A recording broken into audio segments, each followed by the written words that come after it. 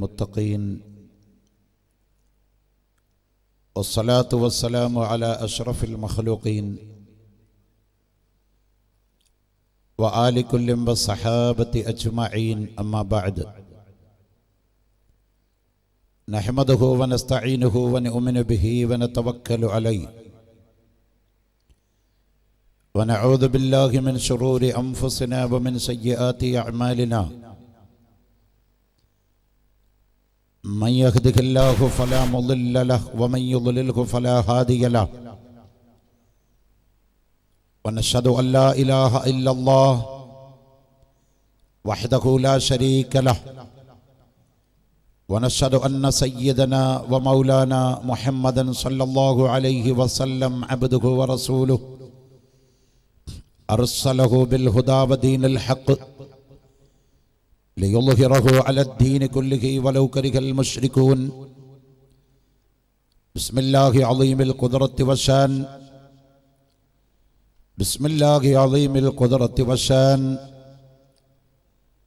بسم الله عظيم القدرة والشان شديد البطش والبرهان حافظ الدين والقرآن. بسم الله ما شاء الله كان بسم الله ما شاء الله كان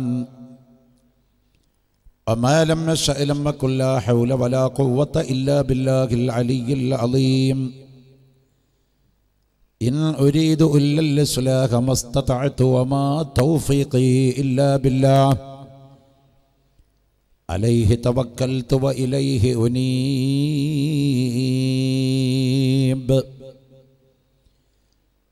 أعوذ بالله من الشيطان الرجيم.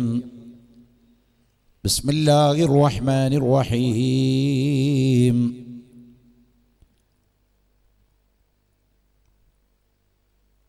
ولو أنهم إذ ظلموا أنفسهم جاءوك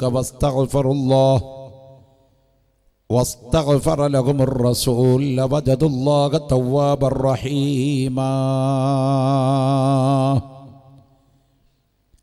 صدق الله مولانا العظيم صدق وبلغ رسوله النبي الكريم ونحن على ذلك من الشاكرين والحمد لله رب العالمين. وقال رسول الله صلى الله عليه وسلم المرء مع من أحب. صدق رسول الله صلى الله عليه وسلم. اللهم صل على سيدنا محمد صلى الله عليه وسلم صاحب التاج والمعراج والبراق والعلم دافع البلاء والوباء والقحط والمرض والألم. اسمه مكتوب مرفوع مشفوع منقوش في اللوح والقلم. سيد العرب والعجم. جسمه مقدس معطر مطهر منور في البيت والحرم. شمس اللغة بدر الدجى صدر العلا نور الهدى كف الورى. مصباح الظلم جميل الشيم شفيع الأمم صاحب الجود والكرم.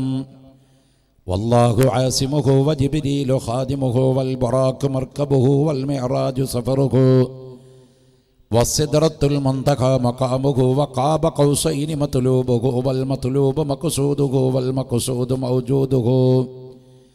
سيد المرسلين خاتم النبيين شفيع المذنبين أنيس الغريبين رحمة للعالمين راحة العاشقين مراد المشتاقين شمس العارفين سراج السالكين المصباح المقربين محب الفقراء والغرباء والمساكين سيد الثقلين نبي الحرمين إمام القبلتين وسيلتنا في الدارين صاحب قاب قوسين محبوب رب المشرقين والمغربين جد الحسن والحسين مولانا ومولى الثقلين أبي القاسم سيدنا محمد بن عبد الله نور من نور الله يا أيها المشتاقون بنور جماله صلوا عليه وآله وأصحابه وسلموا تسليما.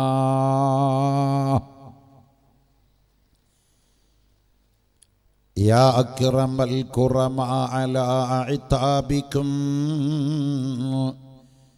عمر الفقير المرتجي لجنابكم يرجو العطاء على البكاء ببابكم والدمع من عينيه سال سجيما صلوا عليه وسلموا تسليما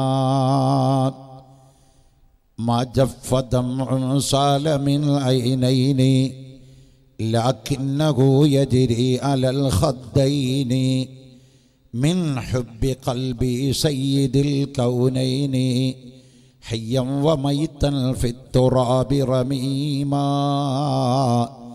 صلوا عليه وسلموا تسليما يا سيد السادات جئتك قاصدا أرجو حماك فلا تخيب مقصدي يا ربي بالمصطفى بلغ مقاصدنا واغفر لنا ما مضى يا واسع الكرم إن الرسول لسيف يستضاء به مهند من سيوف الله مسلول.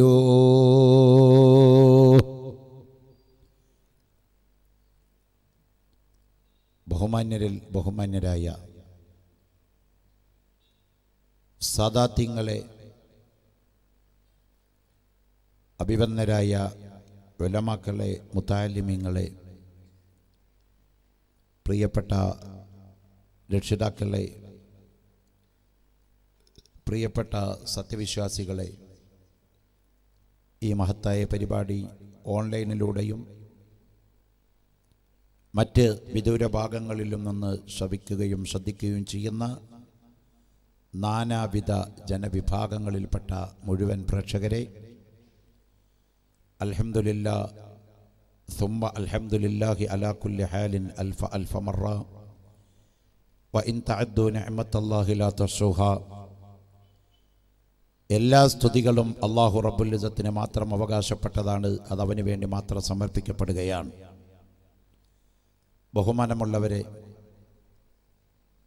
മൽഹർ എന്ന് പറയുന്ന ഈ മഹത്തായ സ്ഥാപനം, ആ സ്ഥാപനത്തിൽ മാസം തോറും നടത്തിവരുന്ന സലാത്ത് മജ്ലിസിൻ്റെ ഒരു മജ്ലിസിൽ അല്ലാഹു റബ്ബുൽ ഇസ്സത്തിൻ്റെ മഹലായ ഫളൽ കൊണ്ട് നമുക്കൊരുമിച്ച് കൂടാനും കാണാനും പറയാനും മറ്റ് എല്ലാ അനുഗ്രഹത്തിനും അല്ലാഹു അവസരം ചെയ്തു തന്നു. അർഹമുർ-റഹീമായ ജല്ല ജലാലായ അല്ലാഹു റബ്ബുൽ ഇസ്സത്തിനെ എത്ര സ്തുതിച്ചാലും മതിയാവുകയില്ല.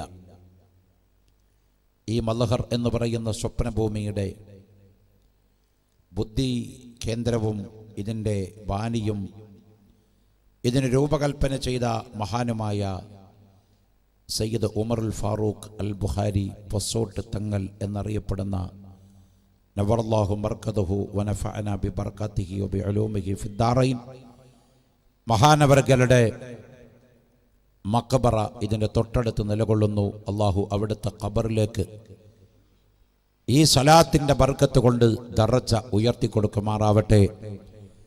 അവരുടെയും മറ്റ് അഹ്ലു ബൈത്തിങ്ങൾ, സാദാത്യങ്ങൾ, മഹാന്മാർ, മശായിഖുമാർ, ഉസ്താദുമാർ, ഔലിയാക്കൾ, അമ്പിയാക്കൾ, മഹാന്മാർ എല്ലാവരുടെയും പൊരുത്തം അള്ളാഹു നമ്മുടെ മജ്ലിസിൽ വർഷിപ്പിച്ച് തരുമാറാവട്ടെ. പ്രത്യേകിച്ച് ലോകത്തിൻ്റെ നേതാവ് അഷ്റഫുൽ ഖൽഖ് സയ്യിദുൽ വല റഹ്മത്തുൽ ലിൽ ആലമീൻ മുത്ത് മുസ്തഫ നബി മുഹമ്മദ് റസൂലുള്ളാഹി സല്ലല്ലാഹു അലൈഹി വസല്ലം തങ്ങളുടെ ബർക്കത്തും പൊരുത്തവും അള്ളാഹു നമ്മുടെ മജ്ലിസിൽ നൽകി അനുഗ്രഹിക്കുമാറാവട്ടെ. ആമീൻ. തഖബ്ബലല്ലാഹ്. ബഹുമാനമുള്ളവരെ, ഈ സലാത്തിൻ്റെ മജ്ലിസിൽ വെച്ചുകൊണ്ട് ആ സലാത്ത് നടത്തുന്നത് വരെ ഒരു ഉത്ബോധന പ്രഭാഷണം നടത്തുക എന്നുള്ളതാണ് എന്നിൽ അർപ്പിതമായിരിക്കുന്ന വിഷയം. നമ്മളിവിടെ മാസം തോറും നടത്തി വരുന്ന സലാത്താണ്. അതിനെ ഒരു പരിചയപ്പെടുത്തേണ്ട ആവശ്യമില്ല. സലാത്ത് ചൊല്ലിയാൽ കിട്ടുന്ന നേട്ടം എന്തൊക്കെയാണെന്ന് എത്ര കാലം ആര് വാഴ്ന്നു പറഞ്ഞാലും അത് പറഞ്ഞു തീർക്കാൻ സാധ്യമല്ല. കാരണം മഹാനായിരിക്കുന്ന ഇമാം ബൂസുരി റളിയല്ലാഹു അൻഹു ഹബീബ് മുഹമ്മദ് റസൂലുള്ളാഹി സ്വല്ലല്ലാഹു അലൈഹി വസല്ലം തങ്ങളുടെ മദ്ഹ് പറഞ്ഞുകൊണ്ട് പ്രകീർത്തിച്ചുകൊണ്ട് എഴുതിയ ഖണ്ഡകാവ്യമാണ് ബുർദ എന്ന അപരനാമത്തിൽ അറിയപ്പെടുന്ന ബുർദ ബൈത്ത്. ആ ബുർദ ബൈത്ത് മഹാനവർകൾ ഹബീബ് റസൂലുള്ളാഹി സ്വല്ലല്ലാഹു അലൈഹി വസല്ലം തങ്ങളെ അറേബ്യൻ സാഹിത്യത്തിന്റെ ഏറ്റവും നല്ല രോമാഞ്ചപരമായ വാചകങ്ങളെ കൊണ്ട് നബി സല്ലല്ലാഹു അലൈഹി വസല്ലം തങ്ങളെ വർണ്ണിക്കുകയുണ്ടായി. പക്ഷേ ആ വർണ്ണിച്ച് തൻ്റെ കയ്യിലുള്ള മുഴുവൻ വർണ്ണനകളും സാഹിത്യ ഭാഷകൾ മുഴുവൻ പ്രയോഗിച്ചിട്ടും ഹബീബ് റസൂലുള്ളാഹി സ്വല്ലല്ലാഹു അലൈഹി വസല്ലം തങ്ങളെ പിന്നെ വർണ്ണിക്കാൻ തൻ്റെ കയ്യിൽ ഭാഷയില്ല, വാചകങ്ങളില്ല. അപ്പോഴാണ് മഹാനവർകൾ എഴുതിപ്പോയത്, ആരാണ് മുഹമ്മദ് റസൂലുള്ളാഹി സ്വല്ലല്ലാഹു അലൈഹി വസല്ലം തങ്ങൾ, എനിക്ക് എൻ്റെ കയ്യിൽ വാചകമില്ല. അന്ന് രാത്രി അവിടുന്ന് ഹബീബ് റസൂലുള്ളാഹി സ്വല്ലല്ലാഹു അലൈഹി വസല്ലമ തങ്ങളുടെ സ്വപ്നം കാണുകയും ആ സ്വപ്നത്തിൽ അല്ലാഹുവിൻ്റെ റസൂൽ പറഞ്ഞു കൊടുത്തു, ഞാൻ ആരാണെന്ന് എഴുതിക്കോ, വഅന്നഹു ഖൈറു ഖൽഖില്ലാഹി കുല്ലിഹിമി, വഅന്നഹു ഖൈറു ഖൽഖില്ലാഹി കുല്ലിഹിമി. ആരാണ് മുഹമ്മദ് റസൂലുള്ളാഹി സ്വല്ലല്ലാഹു അലൈഹി വസല്ലമ തങ്ങൾ? അല്ലാഹുവിൻ്റെ ചരാചരങ്ങളിൽ, അല്ലാഹുവിൻ്റെ ചരാചരം അല്ലാഹു അല്ലാത്ത എല്ലതും ആലമിൻ്റെ ഭാഗമാണ്, പ്രപഞ്ചത്തിൻ്റെ വേൾഡിൻ്റെ ഭാഗമാണ്. ആലം എന്ന അറബി വാചകത്തിൻ്റെ അർത്ഥം മാസിവൽ ബാരി, അല്ലാഹു തആല അല്ലാത്ത എല്ലതും ആലമിൽപ്പെട്ടതാണ്. ജിബ്രീൽ അലൈഹിസ്സലാം ആലമാണ്, മലായിക്കത്ത് മുഴുവനും ആലമിൻ്റെ ഭാഗമാണ്. ജിന്നുകളും ശൈത്താന്മാരും ഈ പ്രപഞ്ചം എന്ന് പറയുന്ന ഭൂമി മാത്രമല്ല, സൂര്യചന്ദ്ര നക്ഷത്ര ഗോളാദി മണ്ഡലങ്ങൾ മുഴുവൻ ഈ പ്രപഞ്ചത്തിൻ്റെ ഭാഗമാണ്.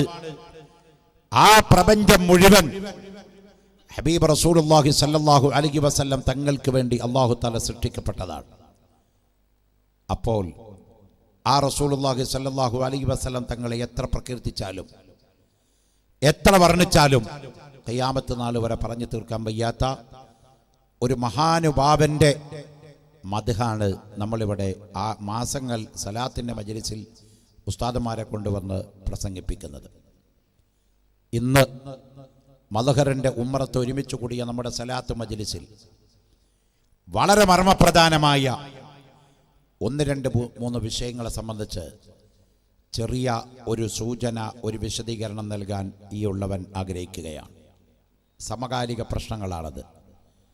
നമുക്കറിയാം, ഇപ്പോൾ മീഡിയകൾ, ഞാനിപ്പോൾ ഇങ്ങോട്ട് കാസർഗോഡ് നിന്ന് ഗസ്റ്റ് ഹൗസിൽ വന്ന് അവിടെ നിന്ന് ഇങ്ങോട്ട് വായനന് വരുമ്പോൾ ന്യൂസ് ഒന്ന് നോക്കാം. കാരണം ഏത് സമയത്തും ഹർത്താലും ബന്ദും എപ്പോഴും എന്തും സംഭവിക്കാവുന്ന നാടാണല്ലോ നമ്മുടെ കേരളം. അതുകൊണ്ട് എന്തെങ്കിലും ഉണ്ടോ, വഴിയിൽ വല്ല കുഴപ്പമുണ്ടോ എന്ന് അറിയാൻ വേണ്ടി ന്യൂസ് ഒന്ന് വെച്ച് നോക്കുമ്പോൾ അതിൽ ഫ്ലാഷ് ന്യൂസ്, ബിഗ് ന്യൂസ് എഴുതി കാണിച്ചത് സുപ്രീം കോടതിയിലെ സെൻട്രൽ ഗവൺമെൻറ് ഒരു അന്വേഷണ കമ്മീഷൻ റിപ്പോർട്ട് സുപ്രീം കോടതിയിൽ കൊടുത്തിരിക്കുന്നു.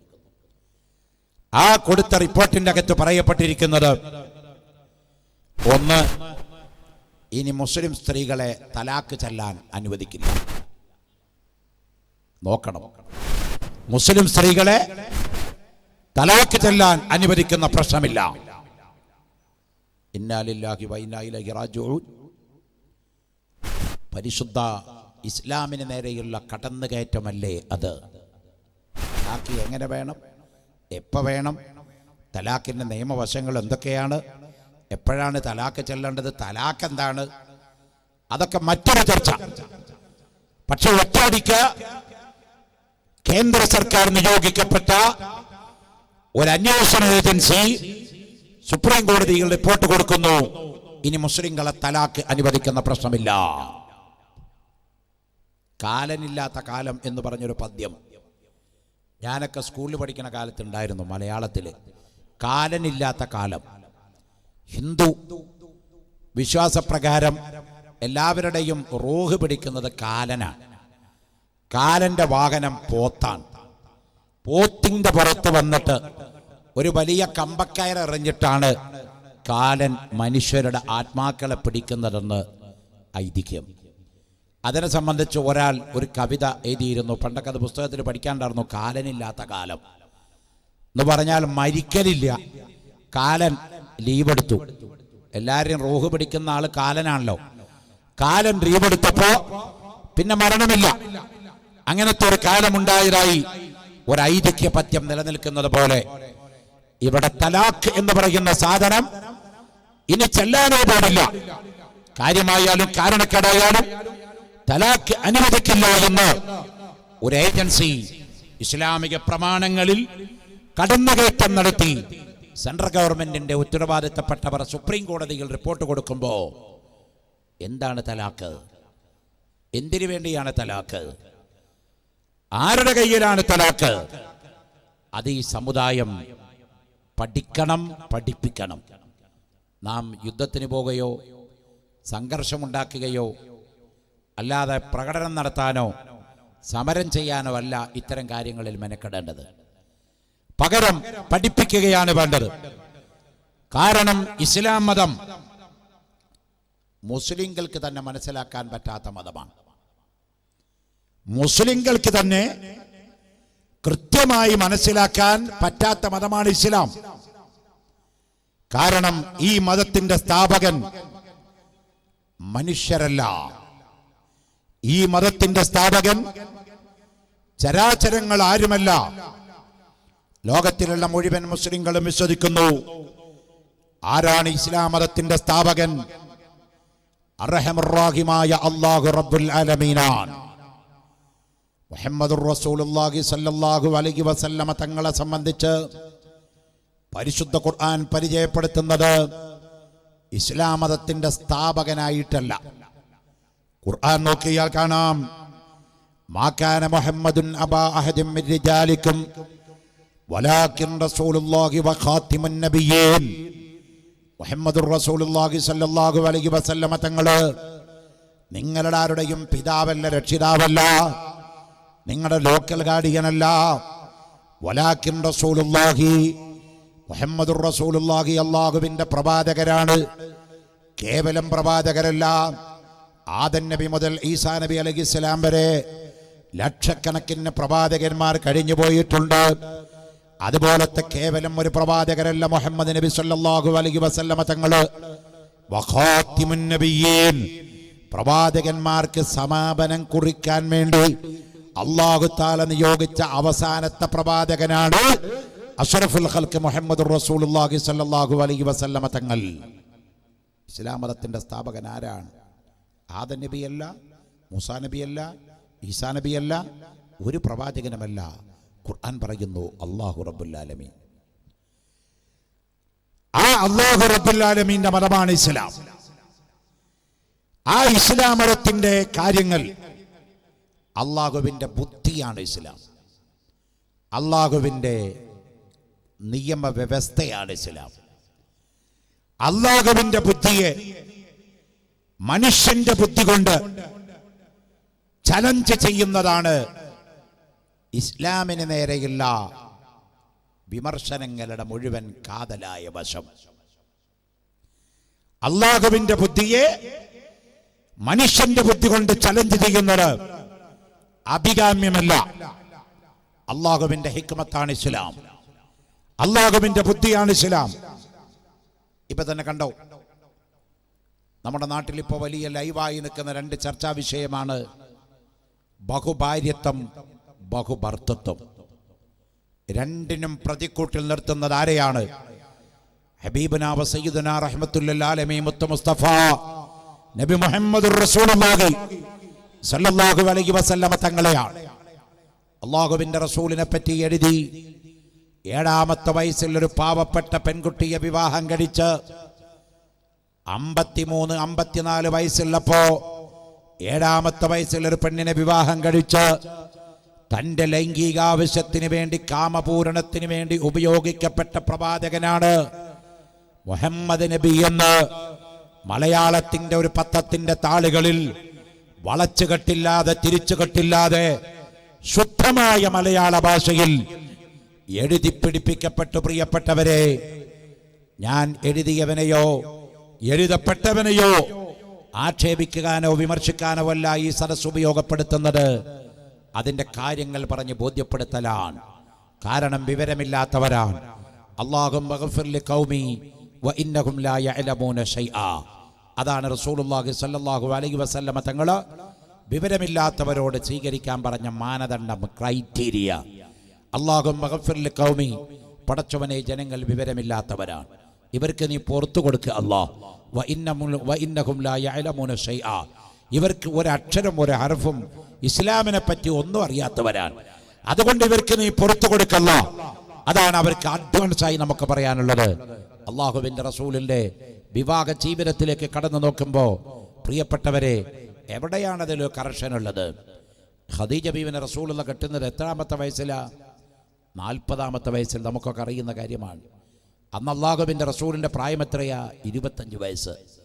മുഹമ്മദ് റസൂലുള്ളാഹിക്ക് എന്താ മക്കയിൽ പെണ്ണ് കിട്ടാഞ്ഞിട്ടാണോ ഖദീജാനെ കെട്ടിയത്? ഖദീജയുടെ വീട്ടിൽ പോയിട്ട് അങ്ങോട്ട് റസൂലുള്ള റിക്വസ്റ്റ് ചെയ്തതാണോ ഖദീജാനെ എനിക്ക് കെട്ടിച്ചു തരുമെന്ന്? അല്ലല്ലോ.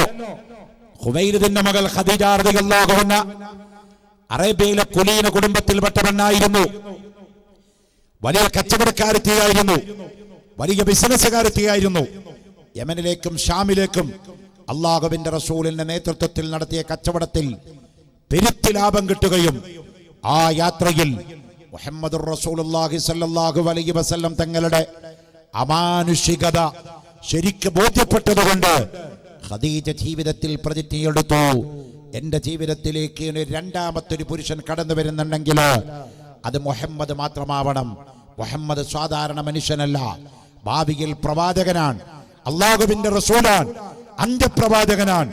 അതുകൊണ്ട് ആ മുഹമ്മദിന് കച്ചവടം കഴിഞ്ഞ് പെരുത്തി ലാഭം കിട്ടിയപ്പോ ഖദീജ റളിയല്ലാഹു അൻഹയുടെ ദൂതൻ, ഖുവൈലിദിന്റെ മകൾ ഖദീജയുടെ ദൂതൻ അബ്ദുൽ മുത്തലിബിന്റെ വീട്ടിലേക്ക് കയറി ചെന്നുകൊണ്ട് പറഞ്ഞു, 25 വയസ്സുള്ള മുഹമ്മദിനെ 40 വയസ്സുള്ള എനിക്ക് ഇഷ്ടമാണ്. ഐ ലവ് യു മുഹമ്മദ്, ഞാൻ മുഹമ്മദിനെ പ്രേമിക്കുന്നു, ഇഷ്ടപ്പെടുന്നു, അതുകൊണ്ട് മുഹമ്മദിന് എനിക്ക് കല്യാണം ചെയ്തു തരണം. അന്നും അല്ലാഹുവിന്റെ റസൂലിനെ പ്രേമിക്കുന്ന ഒരുപാട് പെൺകുട്ടികൾ മക്കയിലുണ്ടായിരുന്നു. റസൂലുള്ളാഹിന്റെ സൗന്ദര്യം കണ്ടുകൊണ്ട്, ഹബീബ് റസൂലുള്ളാഹി സ്വല്ലല്ലാഹു അലൈഹി വസല്ലം തങ്ങളുടെ സത്യസന്ധത കണ്ടുകൊണ്ട് അബൂജഹൽ പോലും റസൂലുള്ളാഹിനെ വിളിച്ചിരുന്നത് അൽ അമീൻ, വിശ്വസ്തൻ എന്നാണെന്നല്ലോ.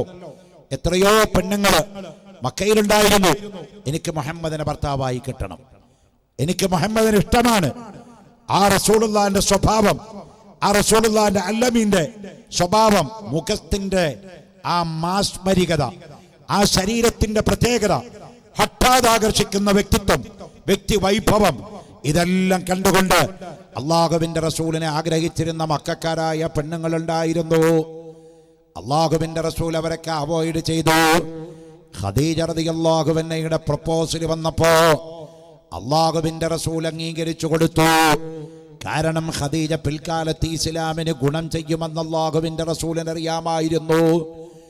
ആ ഖദീജയുടെ മുഴുവൻ സമ്പത്തും അള്ളാഹുവിന്റെ റസൂലിന് വേണ്ടി ഹദിയ ചെയ്യുകയും ആ സമ്പത്ത് മുഴുവൻ അല്ലാഹുവിന്റെ റസൂൽ ദീനിന് വേണ്ടി ഉപയോഗപ്പെടുത്തുകയും ചെയ്തിട്ട് അവസാനം ഒരു ഫഖീറത്തായി മാറിയിട്ട് മരണപ്പെടുന്ന സമയത്ത് വെള്ളത്തിന് ഗതിയില്ലാതെ പച്ചവെള്ളം കിട്ടാതെ വന്നപ്പോൾ സൗദി അറേബ്യയിലെ മക്കയിലെ വലിയ പർവ്വതത്തിന്റെ മുകളിൽ കയറിയിട്ട് ഉണക്കപ്പുല്ല് പറിച്ചു കൊണ്ടുവന്ന് അത് കുത്തിപ്പീഞ്ഞ് നീരെടുത്തിട്ട് ആ നീര് ഖദീജയുടെ വായിൽ ഒഴിച്ചു കൊടുത്തിട്ടാണ് അറബികൾ ഉപരോധം ഏർപ്പെടുത്തിയ സമയത്ത് ബീവി ഖദീജ റളിയല്ലാഹു അൻഹ മരണപ്പെട്ടു പോകുന്നത്.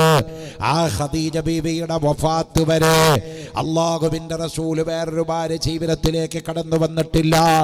കാരണം അപ്പോഴാണല്ലോ റസൂലുള്ളാഹിന്റെ യുവത്വത്തിന്റെ പ്രായമുള്ളത്, അപ്പോഴാണല്ലോ റസൂലുള്ളാഹിന്റെ യുവത്വത്തിന്റെ ചാഫല്യമുള്ളത്. ആ പ്രായത്തിലൊന്നും അല്ലാഹുവിന്റെ റസൂലിന്റെ ജീവിതത്തിലേക്ക് ഒരു പെണ്ണും കടന്നു വന്നിട്ടില്ല. വേണമെങ്കിൽ വരുത്താമായിരുന്നു, അള്ളാഹുവിൻ്റെ റസൂൽ വേണമെങ്കിൽ ഒരു പെണ്ണിനെ കെട്ടുന്നതിന് വിരോധമില്ലായിരുന്നു. പക്ഷെ അള്ളാഹുവിൻ്റെ ഓർഡറില്ല. അള്ളാഹുവിൻ്റെ ഓർഡറില്ലാതെ പ്രവാചകനൊന്നും ചെയ്യില്ല വിശുദ്ധ ഖുർആൻ. രണ്ടാമത് ആയിഷ ബീവിനെ കല്യാണം കഴിക്കുമ്പോഴാണ് നമ്മുടെ മുസ്ലിം സമുദായത്തിലെ ഒരു സംഘടന വർഷങ്ങൾക്ക് മുമ്പേ, സംഘടനയുടെ പേര് ഞാനിവിടെ ഈ ഒരു സാഹചര്യമായതുകൊണ്ട് പറയുന്നില്ല, ആ സംഘടന വർഷങ്ങൾക്ക് മുമ്പ് പറഞ്ഞു മുസ്ലിം പേരുള്ള സംഘടനയാണ്, പുരോഗമന സംഘടനയാണ്, എഡ്യൂക്കേഷൻ സംഘടനയാണ്. അവർ പറഞ്ഞു 7 വയസ്സിൽ മുഹമ്മദ് നബി ആയിഷാനെ കെട്ടിയത് ശരിയല്ല. പ്രമേയം പാസാക്കി. ആരാ പാസാക്കണ്? ഒരു മുസ്ലിം സംഘടന. 7 വയസ്സുള്ളപ്പോൾ മുഹമ്മദ് നബി ആയിഷ ബീവിനെ കെട്ടിയത് ശരിയല്ല. പ്രമേയം. അന്നാണ് ശംസുൽ മർഹൂം ഇ.കെ. അബൂബക്കർ മുസ്ലിയാർ അല്ലാഹു ഖബറിന്റെ ദറജ ഉയർത്തിക്കൊടുക്കട്ടെ, ആമീൻ. ആ സംഘടനക്കാർക്ക് അന്നാണ് ശംസുൽ ഉലമ മറുപടി പറഞ്ഞത്. ആ സംഘടനയുടെ പ്രസിഡന്റ് ഒരു ഡോക്ടറായിരുന്നു. ആ ഡോക്ടറുടെ പേരും എനിക്കറിയാം, സംഘടന എനിക്കറിയാം. ഞാൻ മനഃപൂർവ്വം അത് വിശദീകരിക്കുന്നില്ല എന്ന് മാത്രം. അന്നാണ് ആ ഡോക്ടറോട് ശംസുൽ ഉലമ പറഞ്ഞത്, ഡോക്ടറെ, നിങ്ങൾ നിങ്ങളുടെ പണിയെടുക്കുക. നിങ്ങളുടെ പണി എന്താ? രക്തവും മലവും മൂത്രവും ഒക്കെ പരിശോധിച്ചിട്ട് അതിന് ബാക്ടീരിയയുടെ അളവും അതിൽ കൃമിയും എത്ര ശതമാനമുണ്ടെന്ന് പറയില്ല നിങ്ങളുടെ പണി. ആ പണി നിങ്ങൾ എടുത്താൽ മതി. അള്ളാഹുവിന്റെ ദീന് പറയണമെങ്കിൽ അള്ളാഹുവിന്റെ ദീൻ പഠിക്കാതെ പറയുന്നത് അത് അബദ്ധമാണ്. പഠിച്ചവർക്ക് തന്നെ പറയാൻ വിഷമിക്കുന്ന സംഭവമാണ് അള്ളാഹുവിന്റെ മതം. അതുകൊണ്ട് നിങ്ങൾ മലത്തിലെയും മൂത്രത്തിലെയും കൃമിയുടെ എണ്ണം പരിശോധിച്ചാൽ മതി. നിങ്ങൾ എങ്ങോട്ട് കയറി വന്നിട്ട് മതകാര്യങ്ങളിൽ ഇടപെടരുത് എന്ന് മഹാനായ ശംസുൽ ഉലമ അന്നാണ് ആ സംഘടനയ്ക്ക് മറുപടി കൊടുത്തത്. ഞാൻ പറയുമ്പോൾ ഇന്നും ഇതൊരു ലൈവായ ചർച്ചയാണ്. 7 വയസ്സിൽ അള്ളാഹുവിൻ്റെ റസൂൽ എന്തിനാണ് ആയിഷ ബീവിനെ കല്യാണം കഴിച്ചത്? പ്രിയപ്പെട്ടവരെ, നമ്മുടെ ഇന്ത്യയിലെ വിവാഹപ്രായം ഇപ്പോഴെത്രയാ? 18 വയസ്സ് ആണിനും 18 വയസ്സ് പെണ്ണിനും തികഞ്ഞാൽ 2 കൂട്ടർക്കും കല്യാണം കഴിക്കാം. ഇന്ത്യയിലെ വിവാഹപ്രായം അതാണ്. ആണിനും പെണ്ണിനും 18 വയസ്സാവണം ഇപ്പോൾ. പണ്ട് എന്തായിരുന്നു? പണ്ട് ആണിന് 21 വയസ്സ്, പെണ്ണിനും 21 വയസ്സ് തികഞ്ഞാൽ മാത്രമേ കല്യാണം കഴിക്കാൻ പാടുള്ളൂ. സുപ്രീം കോടതി ആ അന്നത്തെ റൂള് വിധി പുനഃപരിശോധിച്ചിട്ട് ഇപ്പൊ ഒരു പുതിയ വിധി വെച്ചിട്ട് പറഞ്ഞു, വിവാഹത്തിന്റെ പ്രായം ഞങ്ങൾ ചുരുക്കി. കാരണം കാലഘട്ടം മാറി. അതുകൊണ്ട് വിവാഹത്തിന്റെ പ്രായം 18ലേക്ക് ചുരുക്കുകയാണ്. ഇപ്പൊ 18ആണ്. ഈ സമയത്താണ് ബഹുമാനപ്പെട്ട ഖമറുൽ ഉലമ സുൽത്താനുൽ ഉലമ ശൈഖുന കാന്തപുരം എ.പി. അബൂബക്കർ മുസ്ലിയാർ അള്ളാഹു ആഫിയത്തുള്ള ദീർഘായുസ മഹാനും നമുക്കും അഹ്ലുസുന്നത്തി വൽ ജമാഅത്തിന്റെ തഹത്തിലായി നൽകി അനുഗ്രഹിക്കുമാറാവട്ടെ, ആമീൻ. സുൽത്താനുൽ ഉലമ കാന്തപുരം ഉസ്താദിനോട് ഒരു പത്രക്കാരൻ വന്നിട്ട്, ഒരു ടി വിക്കാരൻ വന്നിട്ട്, ഒരു ചാനലുകാരൻ വന്നിട്ട് ചോദിച്ചു, വിവാഹത്തിൻ്റെ പ്രായം എത്രയാണ്? കാന്തപുരം ഉസ്താദ് പറഞ്ഞു, ഇസ്ലാമിൽ വിവാഹത്തിന് മാനദണ്ഡം പ്രായമല്ല, പക്വത കൈവരിക്കലാണ്. അപ്പോഴേക്കും ചില മാധ്യമങ്ങൾ അതിനെ ഏറ്റുപിടിച്ചുകൊണ്ട് പറഞ്ഞു, കാന്തപുരം ശൈശവ വിവാഹത്തെ പ്രോത്സാഹിപ്പിക്കപ്പെടുന്നു. പക്ഷെ ഇപ്പോ ബോംബെയില് ഓടിക്കൊണ്ടിരിക്കുന്ന ബസ്സില് 18 വയസ്സ് പ്രായം തികയാത്ത പെണ്ണിനെ 16, 15, 17 വയസ്സുള്ള 3 ചെറുപ്പക്കാർ മാറി മാറിക്കൊണ്ട് ബസ്സിൽ വെച്ച് ബലാത്സംഗം ചെയ്ത് അവരുടെ അകത്ത് കിടക്കുന്ന കുടല് പോലും അവരുടെ മുൻഭാഗത്തിലൂടെ വലിച്ചിട്ട് അവളെ ക്രൂരമായി പീഡിപ്പിച്ചു കൊന്ന ആ കേസ് സുപ്രീം കോടതിയുടെ പരിഗണനയ്ക്ക് വന്നപ്പോ ഒരുത്തന്റെ പ്രായം 16, ഒരുത്തന്റെ പ്രായം 15, ഒരുത്തന്റെ പ്രായം 18. ആ 16 വയസ്സ് പ്രായമുള്ള പയ്യനാണ് ആ പെണ്ണിനെ ഏറ്റവും അധികം ഭോഗിച്ച് ക്രൂരത കാണിച്ച് അവളുടെ ജനനേന്ദ്രിയത്തിലൂടെ ആ പെണ്ണിന്റെ ആന്തരികാവയവം വലിച്ചു പുറത്തു തള്ളിയത് ആ നികട്ടനായിരിക്കുന്ന 16 വയസ്സുകാരനാണ്. സുപ്രീം കോടതിയിലെ ജഡ്ജ് തന്റെ പേന ഇങ്ങനെ ഉയർത്തിപ്പിടിച്ചിട്ട് പറഞ്ഞു, ഇത് വലിയ കഷ്ടായി പോയി. ഇത്രയും വലിയ നികട്ടത ചെയ്ത ഇവന് ജുവനൈൽ ജസ്റ്റിസ് ഹോം എന്ന് പറയുന്ന നിയമത്തിന്റെ ലോ പഴുത് ഉപയോഗിച്ചുകൊണ്ട് പ്രായപൂർത്തിയായിട്ടില്ല എന്നതിന്റെ പേരിൽ അവൻ രക്ഷപ്പെടാൻ വേണ്ടി പോകുകയാണ്. ആ ജഡ്ജി വേദനയോട് തന്റെ പേന പിടിച്ചുകൊണ്ട് പറഞ്ഞു, ഇതുപോലത്തെ ഒരു കേസ് ഇനി എന്റെ ചേംബറിൽ വന്നാൽ 16ഉം 15ഉം ഞാൻ നോക്കത്തില്ല, അവനെ ഗളത്തോടത്തിന് വധശിക്ഷയ്ക്ക് വിധിക്കുമെന്ന് സുപ്രീം കോടതിയില് ഒരു ജഡ്ജിന് പറയേണ്ട ഗതികേടി വന്നുപോയി. ഇപ്പൊ ലോകം വരികയാണ്. വിവാഹത്തിന്റെ പ്രായം ഇനി ചുരുക്കാൻ പോകുക, 18 കീഴ്പോട്ട് വരാൻ പോകുക, 16, 15 ആവും. അപ്പൊ നമ്മൾ കാന്തപുരം ഉസ്താദ് പണ്ട് പറഞ്ഞത് ഇസ്ലാമിന്റെ കാര്യമാണ്. അള്ളാഹുവിന്റെ റസൂല് 7ാമത്തെ വയസ്സിൽ ആയിഷാനെ നിക്കാഹ് ചെയ്തത് എന്തിനാ? വിവാഹത്തിന്റെ പ്രായവും പക്വതയും നിലവാരവും എന്താന്ന് കാണിച്ചു കൊടുക്കാനാ. 7ാമത്തെ വയസ്സിൽ ആയിഷാനെ നിക്കാഹ് ചെയ്തപ്പോൾ റളിയല്ലാഹു അൻഹ ആയിഷാ ബീവിയുടെ അടുത്ത് അള്ളാഹുവിന്റെ റസൂല് കല്യാണം കഴിഞ്ഞ് ചെല്ലുമ്പോ ആയിഷാ ബീവി എന്താ ചെയ്യുന്നത്? കൂട്ടുകാരത്തികളോട് കൂടെ ഇരുന്നു കൊണ്ട് പാവക്കുട്ടികളെ കൊണ്ട് കളിക്കുകയാണ്. നബി സല്ലല്ലാഹു അലൈഹി വസല്ലമ തങ്ങൾ എന്ത് ചെയ്തു? കുറച്ച് കളിപ്പാട്ടങ്ങൾ വാങ്ങിക്കൊണ്ട് ആയിഷാ ബീവിക്ക് കളിക്കാൻ കൊടുക്കുകയാണ്. ആയിഷ റളിയല്ലാഹു അൻഹ കളിപ്പാട്ടം കൊണ്ട് കളിച്ചതായി സഹീഹുൽ ബുഖാരി രേഖപ്പെടുത്തുന്നുണ്ട്. അവിടുന്ന് 9 വയസ്സ് പ്രായം വരെ റസൂലുള്ള കാത്തിരുന്നു. വെറുതെ വീട്ടിലിരിക്കുകയല്ല റസൂലുള്ള ചെയ്യുന്നത്. ആയിഷാ ബീവിയുടെ അടുക്കലേക്ക് ദിവസം 2 നേരം നബി തങ്ങൾ പോകും. ആയിഷാക്ക് ട്രെയിനിങ് ക്ലാസ് കൊടുക്കും, കോച്ചിങ് ക്ലാസ് കൊടുക്കും. 9 വയസ്സ് വന്നപ്പോൾ ആയിഷാക്കൊരു 22 വയസ്സുള്ള പെണ്ണിന്റെ മെച്ചൂരിറ്റി കൈവന്നുപോയി. ദാമ്പത്യം എന്താണെന്നറിഞ്ഞു, വിവാഹം എന്താണെന്നറിഞ്ഞു, റസൂലുള്ള എന്താണെന്ന് മനസ്സിലാക്കാൻ തുടങ്ങി. ആ ആയിഷാനെ 9ാമത്തെ വയസ്സിൽ റസൂലുള്ളാഹിന്റെ ഭർത്തൃപദത്തിലേക്ക് അലങ്കരിച്ചു കൊണ്ടുവരികയാണ്. ആ നബി സല്ലല്ലാഹു അലൈഹി വസല്ലമ തങ്ങൾ വഫാത്താകുന്ന സമയം ആയിഷയുടെ പ്രായം എത്രയാ? 17 വയസ്സാണ്. പണ്ഡിതന്മാര് രേഖപ്പെടുത്തി വെച്ചതായി കാണാം. 17 വയസ്സുള്ള ആയിഷാ ബീവി റളിയല്ലാഹു അൻഹ ഇന്നത്തെ നമ്മുടെ സയന്റിഫിക്കൽ അപ്രോച്ച് പറയുകയാണെങ്കിൽ +2 വിദ്യാർത്ഥിനിയുടെ പ്രായമേ ഉള്ളൂ. ഒരു 12ാം ക്ലാസ്സിൽ പഠിക്കുന്ന കുട്ടിയുടെ പ്രായമുള്ള ആയിഷ ബീവി ലോകത്തിന്റെ നേതാവായ മുഹമ്മദുർ റസൂലുള്ളാഹി തങ്ങള് വഫാത്താകുമ്പോൾ 17 വയസ്സ് പ്രായമുള്ള ആയിഷ അള്ളാഹിന്റെ റസൂലിന്റെ തലയെടുത്ത് മടിയിൽ വെച്ചല്ലോ. നബി തങ്ങളുടെ ശരീരം വിയർപ്പിൽ മുങ്ങുമ്പോ തുണിശീല കൊണ്ട് റസൂലുള്ളാഹിന്റെ നെറ്റിത്തടത്തിൽ നനവിട്ട് കൊടുത്തല്ലോ. ആയിഷയുടെ മുഖത്ത് നോക്കി നബി തങ്ങൾ ഇടക്കിടക്ക് പറയുകയാണ്, യാ ആയിഷ ഇന്നലിൽ മൗതി ലസകറാത്ത്, മരണത്തിന് കഠോരമായ വേദനയുണ്ട് ആയിഷ. ആയിഷ റളിയല്ലാഹു അൻഹ കണ്ണുനീര് പൊഴിയുന്നില്ല. മനക്കട്ടിയുള്ള പെണ്ണാണ് ആയിഷ. അത്ര കണ്ട് റസൂലുള്ളാഹിയിൽ നിന്ന് വലിയ ട്രെയിനിങ് കോച്ചുകൾ ആയിഷ ബീബി പാസ്സായിരുന്നു. ആ ആയിഷാനെ റസൂലുള്ളാഹി തങ്ങൾ അത്രമാത്രം ഇഷ്ടപ്പെട്ടിരുന്നു.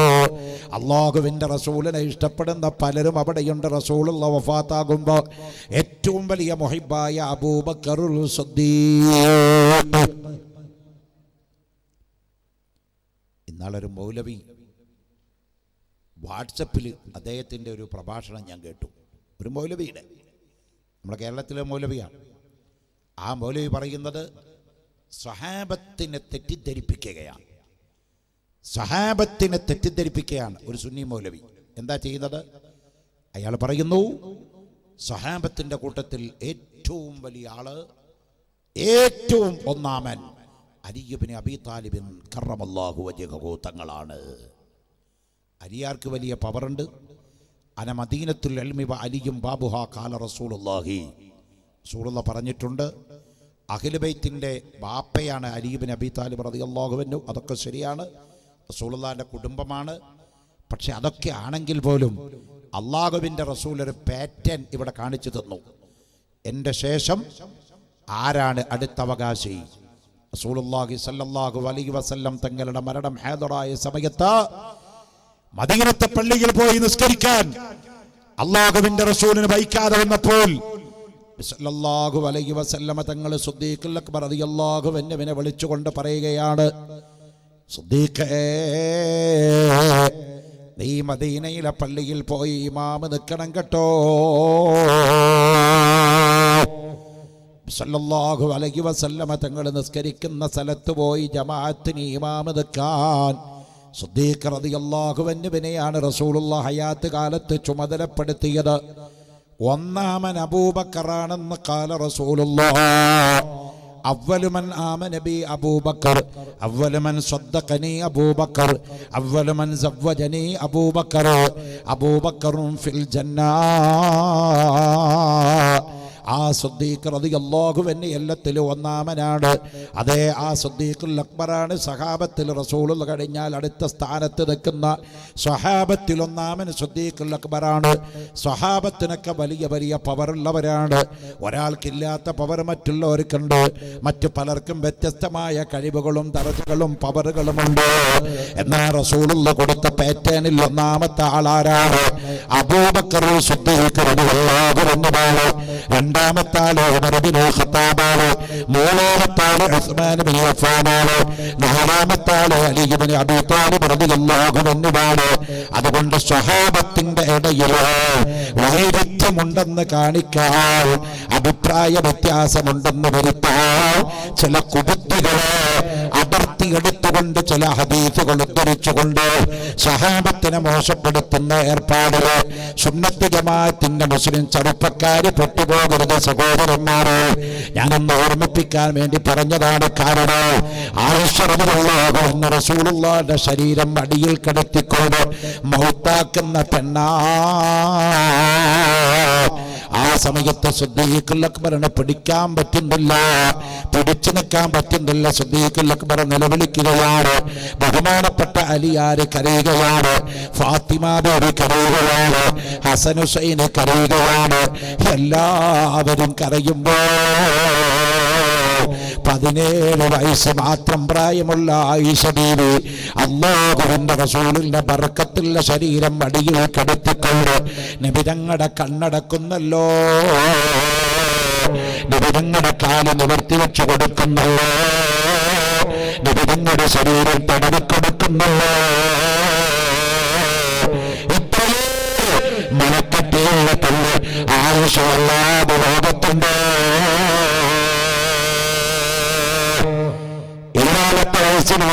ആയിഷാണ് കല്യാണം കഴിക്കേണ്ട. ആയിഷയ്ക്ക് വീരം കുറവാണ്. കറക്റ്റ് 9 വയസ്സാകുമ്പോ 2 കൊല്ലത്തിന്റെ ഇടയില് അല്ലാഹുവിന്റെ റസൂലിന്റെ ട്രെയിനിങ് ക്ലാസ്സിൽ ആയിഷാ ബീവിയെ പങ്കെടുപ്പിച്ചിട്ട് ലോക പണ്ഡിതയാക്കി ആയിഷാനെ മാറ്റിയതിന്റെ ശേഷമാണ്, മെച്ചൂരിറ്റി വന്നതിന്റെ ശേഷമാണ്, പക്വത വന്നതിന്റെ ശേഷമാണ്, നിലവാരം വന്നതിന്റെ ശേഷമാണ് ആയിഷ ബീവിനെ റസൂലുള്ള ദാമ്പത്യ ജീവിതത്തിലേക്ക് കൊണ്ടുവന്നത്.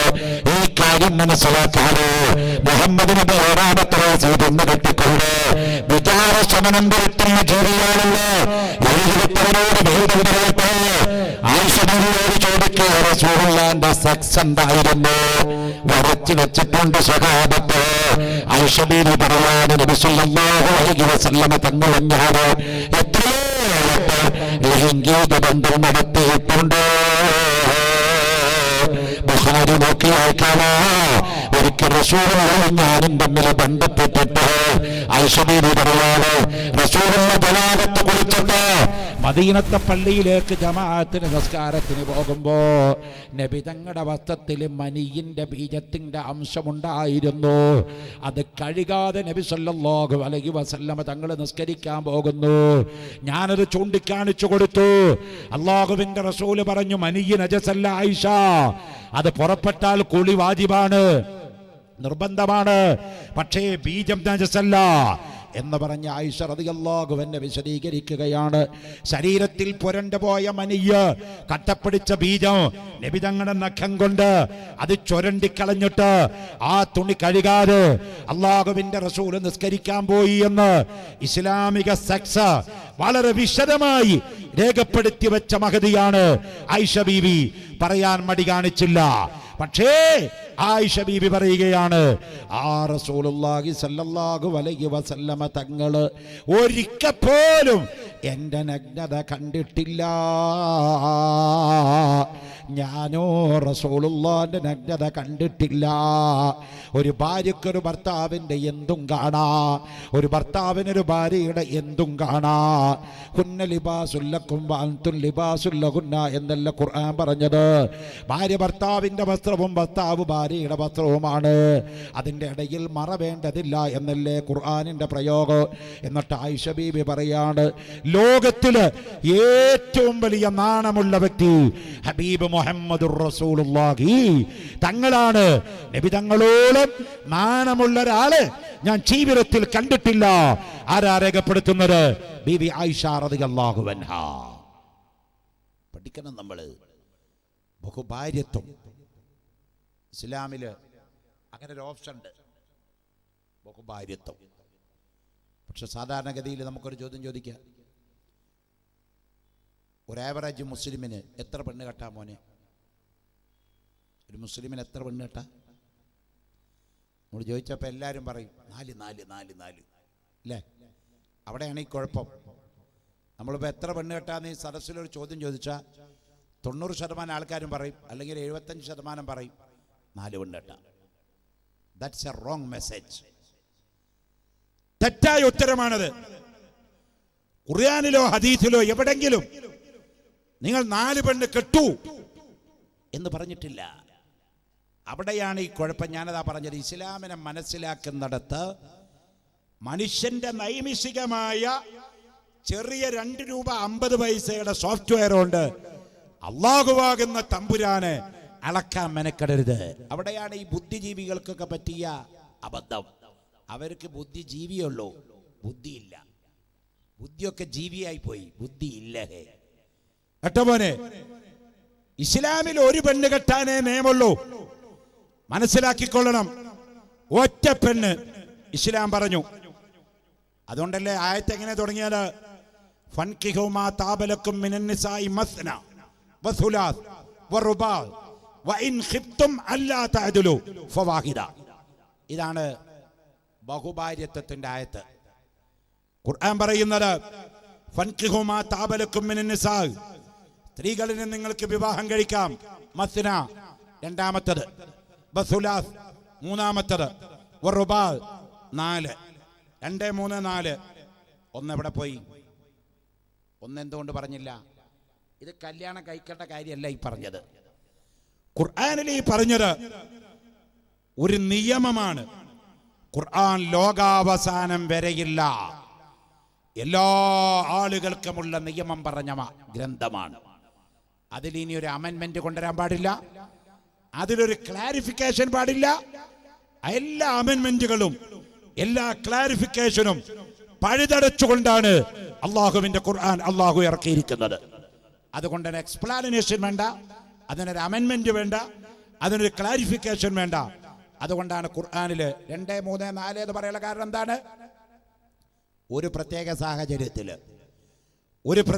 സാഹചര്യത്തിൽ ഒരു കാലഘട്ടത്തിൽ അല്ലെങ്കിൽ ഒരു വ്യക്തിക്ക് എപ്പോഴെങ്കിലും ഒന്നിലധികം ഭാര്യയെ സ്വീകരിക്കേണ്ട അവസ്ഥ വന്നാൽ, അപ്പൊ ഖുർആനിൽ ഒരു ആയത്തുണ്ടാക്കാൻ പറ്റുമോ? പുതിയ ആയത്തുണ്ടാക്കാൻ പറ്റുമോ മോനെ?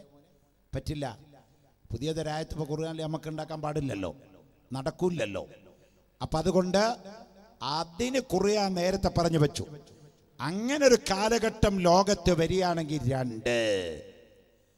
പക്ഷെ 2ലേക്ക് പോകുമ്പോ ചില ടേംസ് ഓഫ് കണ്ടീഷൻസ് ഖുർആൻ പറഞ്ഞു.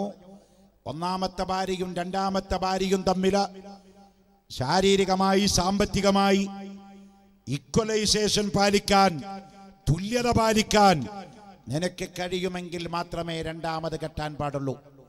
തുല്യത പാലിക്കാൻ കഴിയില്ല, ഒരാൾക്ക് വല്ലാത്ത വികാരമുണ്ട്, എന്നാൽ അവനോട് അല്ലാഹുവിൻ്റെ റസൂല് പറഞ്ഞത് നോമ്പനുഷ്ഠിച്ചുകൊണ്ട് വികാരം ശമിപ്പിച്ചു കൊള്ളണമെന്ന് ഖാല റസൂലുള്ളാഹ്. ഇനി ഒരാൾക്ക് 2ഉം കെട്ടി 3-മതും ഒന്ന് കെട്ടേണ്ട ഒരു ആവശ്യം വന്നു എന്ന് വെക്കുക, അതിന് ഖുർആൻ പറഞ്ഞു വസുലാസ് 3-മത്തതും ആവാം. പക്ഷേ ടേംസ് ഓഫ് കണ്ടീഷൻസ് നേരത്തെ പറഞ്ഞത് പാലിക്കണം. 1-ൻ്റെയും 2-ൻ്റെയും ഇടയിൽ സാമ്പത്തിക, മാനസിക, ശാരീരിക നിലപാടുകൾ തുല്യത പാലിക്കണം. വഇൻ ഖിഫ്തും അല്ലാ തഅദിലു ഫവാഹിദ. തുല്യനീതി പുലർത്താൻ കഴിയില്ല എന്ന് ഭയപ്പെട്ടാൽ അവിടെ 1 മാത്രമേ പാടുള്ളൂ. ഖുർആന്റെ പ്രഖ്യാപനമാണ്. വറുബാ 4-മത്തതും ആവാം. അതിൻ്റെ അങ്ങേപ്പുറത്ത് ഒരു കാരണവശാലും ഒരു പുരുഷന് ഏത് സാഹചര്യത്തിലും 4ന്റെ അങ്ങേപ്പുറം പോവരുത്, കഴിക്കണം എന്നല്ല പറഞ്ഞത്. അപ്പൊ ചോദിക്കും ഉസ്താദേ ഇതെന്തിനാ പറഞ്ഞത്? പറഞ്ഞുതരാം. 2ാം ലോക മഹായുദ്ധം ലോകത്തെ നടന്നപ്പോഴേ 2ാം ലോക മഹായുദ്ധം ലോകത്തെ നടന്നപ്പോഴ് പുരുഷന്മാര് കൂട്ടത്തോടെ ചത്തൊടുങ്ങി. പുരുഷന്മാരുടെ അംഗസംഖ്യ കുറഞ്ഞു, സ്ത്രീകളുടെ അംഗസംഖ്യ വർദ്ധിച്ചു. വൈകുന്നേര സമയമായപ്പോൾ പശ്ചിമ ജർമ്മനി എന്ന് പറഞ്ഞ പാശ്ചാത്യ രാജ്യത്ത് പെണ്ണുങ്ങൾ വീടിന്റെ മുമ്പിൽ പ്ലക്കാർഡ് ബോർഡ് എഴുതി വെച്ചു, വാടകയ്ക്ക് ഭർത്താക്കന്മാരെ എടുക്കുന്നതാണ്, പണം അങ്ങട് തരാ, വ്യഭിചരിക്കാൻ, വികാരം ശമിപ്പിക്കാൻ വാടകയ്ക്ക് ഭർത്താക്കന്മാരെ വേണമെന്ന് വൈകുന്നേരത്തിന്റെ സന്ധ്യകളിൽ പെണ്ണുങ്ങൾ ബോർഡ് എഴുതി വെച്ചതെവിടെയാണ്? പശ്ചിമ ജർമ്മനിയിലാണ്. ഒരു സാഹചര്യത്തിലും വ്യഭിചാരത്തിന് ഇസ്ലാമിൽ അനുമതിയില്ല. അങ്ങനത്തെ ഒരു സാഹചര്യം വരുമ്പോൾ നിനക്ക് 2ാമത്തതിലേക്ക് പോകാം. തീരുന്നില്ലേ 3ാമത്തതിലേക്കും പോരാ, അവസാനിക്കുന്നില്ലേ 4ാമത്തതിലേക്കും പോകാമെന്ന് ഒരു നിയമവ്യവസ്ഥിതി ഖുർആനിൽ പറഞ്ഞു വെച്ചതല്ലാതെ എല്ലാവരും 4 കെട്ടണം, 3 കെട്ടണം, 2 കെട്ടണമെന്ന് ഖുർആനിൽ പറഞ്ഞിട്ടില്ല, ഹദീസിൽ പറഞ്ഞിട്ടില്ല. അപ്പോഴാണ് ചില ആളുകളുടെ ചോദ്യം, എന്നാൽ റസൂലുള്ള എന്തിനാ 11 കെട്ടിയത്? അള്ളാഹുവിൻ്റെ റസൂലിൻ്റെ ഹയാത്ത് കാലത്ത് 9 ഭാര്യമാര് ജീവിച്ചിരുന്നിട്ടില്ലേ ഉസ്താദേ? എന്തിനാ മുഹമ്മദ് നബി 11 കെട്ടിയത്? 11 റസൂലുള്ളാഹി തങ്ങൾ ഭാര്യയുടെ ആവശ്യത്തിന് കെട്ടിയതല്ല. ബഹുമാനപ്പെട്ട സഫിയ റളിയല്ലാഹു അൻഹ പറയാണ്, 76 വയസ്സാണ് സഫിയാക്കെന്ന പ്രായം. ആ വൃദ്ധയുടെ പാരജമ്യത്തിലെത്തിയ സഫിയ ബീവി പറയുകയാണ്, അള്ളാഹുവിൻ്റെ റസൂലിൻ്റെ ഭാര്യയാണ് സഫിയ. സഫിയ വിളിച്ചിട്ട് പറയാണ്, യാ റസൂലല്ലാഹ്, അങ്ങനെ ഡൈവേഴ്സ് ചെയ്യരുത്, തലാക്ക് ചെയ്യരുത്. കാരണം എനിക്ക് നിങ്ങളുടെ പക്കൽ നിന്ന് ലൈംഗിക സുഖം വേണ്ട, എനിക്കങ്ങ് ചെലവിനും തരണ്ട, എൻ്റെ അടുത്തങ്ങ് വരികയും വേണ്ട, എനിക്കൊരൊറ്റ ആഗ്രഹമേ ഉള്ളൂ, റസൂലുള്ളാഹിന്റെ ഭാര്യയായിരുന്നിട്ടൊന്ന് മരിക്കണേ, സ്വർഗത്തിൽ ചെല്ലുന്ന സമയത്ത് ഉമ്മഹാത്തുൽ മുഅ്മിനീൻ എന്ന പേര് ഈ പാവപ്പെട്ട സഫിയാക്ക് കിട്ടണേ. അതുകൊണ്ട് എൻ്റെ അടുത്തേക്ക് വെച്ചിരിക്കുന്ന രാത്രിയുടെ സമയമുണ്ടല്ലോ, യുവതിയായ ചെറുപ്പക്കാരിയായ ആയിഷയുടെ അടുത്ത് പൊക്കോ, നബി തങ്ങൾ എൻ്റെ അടുത്ത് രാത്രി കിടക്കണ്ട കേട്ടോ, ആയിഷാന്റെ അടുത്ത് പൊക്കോ. ആരാ പറയുന്നത്? ബീവി സഫിയ. അള്ളാഹുവിൻ്റെ റസൂലിൻ്റെ ഭാര്യമാരുടെ ജീവിതത്തിലേക്ക് കടന്നു നോക്കിയാൽ അങ്ങനെയാണ്. വേറൊരു പെണ്ണാണ് ഉമർ ഇബ്നുൽ ഖത്താബിൻ്റെ മകളായ ഹഫ്സ റളിയല്ലാഹു അൻഹ. ഹഫ്സ റളിയല്ലാഹു അൻഹ എന്തിനാ റസൂലുള്ള കല്യാണം കഴിച്ചത്? ഉമർ ഇബ്നുൽ ഖത്താബ് ഇസ്ലാം മതത്തിലേക്ക് കടന്നു വന്നപ്പോൾ ഹഫ്സ ബീവിയുടെ ഭർത്താവ് ഹഫ്സ ബീവിനെ ഡൈവേഴ്സ് ചെയ്യപ്പെടുകയാണ്. ഹഫ്സ ബീവി റളിയല്ലാഹു അൻഹയെ കല്യാണം കഴിക്കാൻ പിന്നെ ആളില്ല. ഉമർ ഇബ്നുൽ ഖത്താബ് റളിയല്ലാഹു അൻഹു സ്വഹാബത്തിൻ്റെ അടുത്ത് പോയി ചോദിച്ചു, സിദ്ദീഖുൽ അക്ബറിനോട് ചോദിച്ചു, അങ്ങേക്ക് എൻ്റെ മകളെ കെട്ടാൻ പറ്റും? റഹ്മാൻ ഇബ്നു ഔഫിനോട് ചോദിച്ചു, അങ്ങേക്ക് എൻ്റെ മകളെ കെട്ടാൻ പറ്റുമോ? പല പല സ്വഹാബാക്കളോടും ചോദിച്ചു, കെട്ടാൻ പറ്റുമോ? ബഹുമാനപ്പെട്ട സ്വഹാബത്ത് പറഞ്ഞു, പറ്റൂല പറ്റൂല പറ്റൂല പറ്റൂല. ഉമർ ഇബ്നുൽ ഖത്താബ് നിരാശിതനാണ്, വളരെ വിഷമത്തോടെ ഇരുന്ന് കരയുകയാണ്.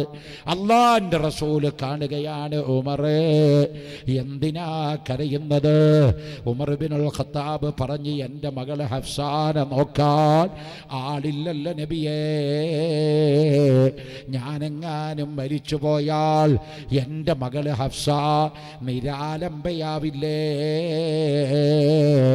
ഉമറിൻ്റെ സങ്കടം കണ്ടപ്പോൾ നബി തങ്ങൾ പറഞ്ഞു, നിന്റെ മകള് ഹഫ്സ നിരാലംബയല്ല, അവളെ എൻ്റെ ഭാര്യാപദത്തിലേക്ക് ഞാൻ ക്ഷണിക്കുകയാണ്. ഉമർ ഇബ്നുൽ ഖത്താബിന് വല്ലാത്ത സന്തോഷമായി. അള്ളാഹുവിന്റെ റസൂലിന്റെ ഭാര്യാപദത്തില് തന്റെ മകളിരിക്കുകയോ, പറഞ്ഞു തീരാൻ സമയം വന്നില്ല. ഉമർ ഇബ്നുൽ ഖത്താബ് റളിയല്ലാഹു അൻഹു അംഗീകരിക്കപ്പെടുകയാണ്. അങ്ങനെയാണ് ഹഫ്സ റളിയല്ലാഹു അൻഹ റസൂലുള്ളാഹിന്റെ ഭാര്യയാകുന്നത്.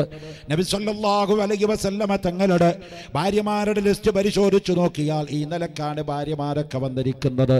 അവരാരും വികാര ശമനത്തിന് റസൂലുള്ളാഹിനെ സമീപിക്കാൻ വന്നവരല്ല. റസൂലുള്ള വികാരത്തിന് വേണ്ടി അവരെ സ്വീകരിക്കാൻ കല്യാണം കഴിച്ചതുമല്ല. പാതിരാത്രി നേരം വെളുക്കുന്നത് വരെ നിസ്കരിക്കലാണ് റസൂലുള്ളാഹിന്റെ പതിവെന്ന് ആയിഷ ബീവി എഴുതിയില്ലേ? 17 വയസ്സുള്ള പെണ്ണ് ആയിഷ കട്ടലിൽ കിടക്കുമ്പോ മുഹമ്മദ് ഒരു കാമഭ്രാന്തനായിരുന്നു. ഇന്ന് എഴുതപ്പെട്ടു പോയ വൃത്തികെട്ട മനുഷ്യരെ, നിങ്ങൾ പുനർവായന നടത്തണോ? 17 വയസ്സുള്ള ആയിഷ ബീവി കട്ടലിൽ കിടക്കും. ആയിഷാന്റെ അടുത്ത് കിടക്കേണ്ട രാത്രി നബി തങ്ങൾ മദീനത്തെ പള്ളിയിൽ പോയി നിസ്കരിക്കുകയാണ്. അതാ അബൂ സുലൈമാൻ പറഞ്ഞത്, ലല്ലം തു സുന്നതമൻ അഹ്യല്ലലാമ ഇലാ അനിസ്തഖത് ഖദമാ ഹുല്ലുറ മിൻ വറമീ. കാലിൻ്റെ മുകളിൽ നീർക്കട്ടി വെറുക്കുന്നത് വരെ നബിതങ്ങൾ നിന്ന് നിസ്കരിക്കുമ്പോൾ ആയിഷ ബീവി ഉറക്കത്തുനിന്ന് എഴുന്നേറ്റ് ചെല്ലുമ്പോൾ റസൂലുള്ള നിസ്കാരത്തിലാണ്. നബിതങ്ങളെ കണ്ട് ആയിഷ ബീവി ചോദിച്ചു, എന്തിനാ നബിയെ നിങ്ങൾ ഇത്രമാത്രം കഷ്ടപ്പെടുന്നത്? സ്വർഗം അല്ലാഹു നിങ്ങളുടെ കയ്യിൽ തന്നിട്ടില്ലേ? എല്ലാ സ്വർഗത്തിൻ്റെ താക്കോല് തന്നിട്ടില്ലേ? അവിടേക്ക് കടക്കാനുള്ള പെർമിഷനും തന്നിട്ടില്ലേ?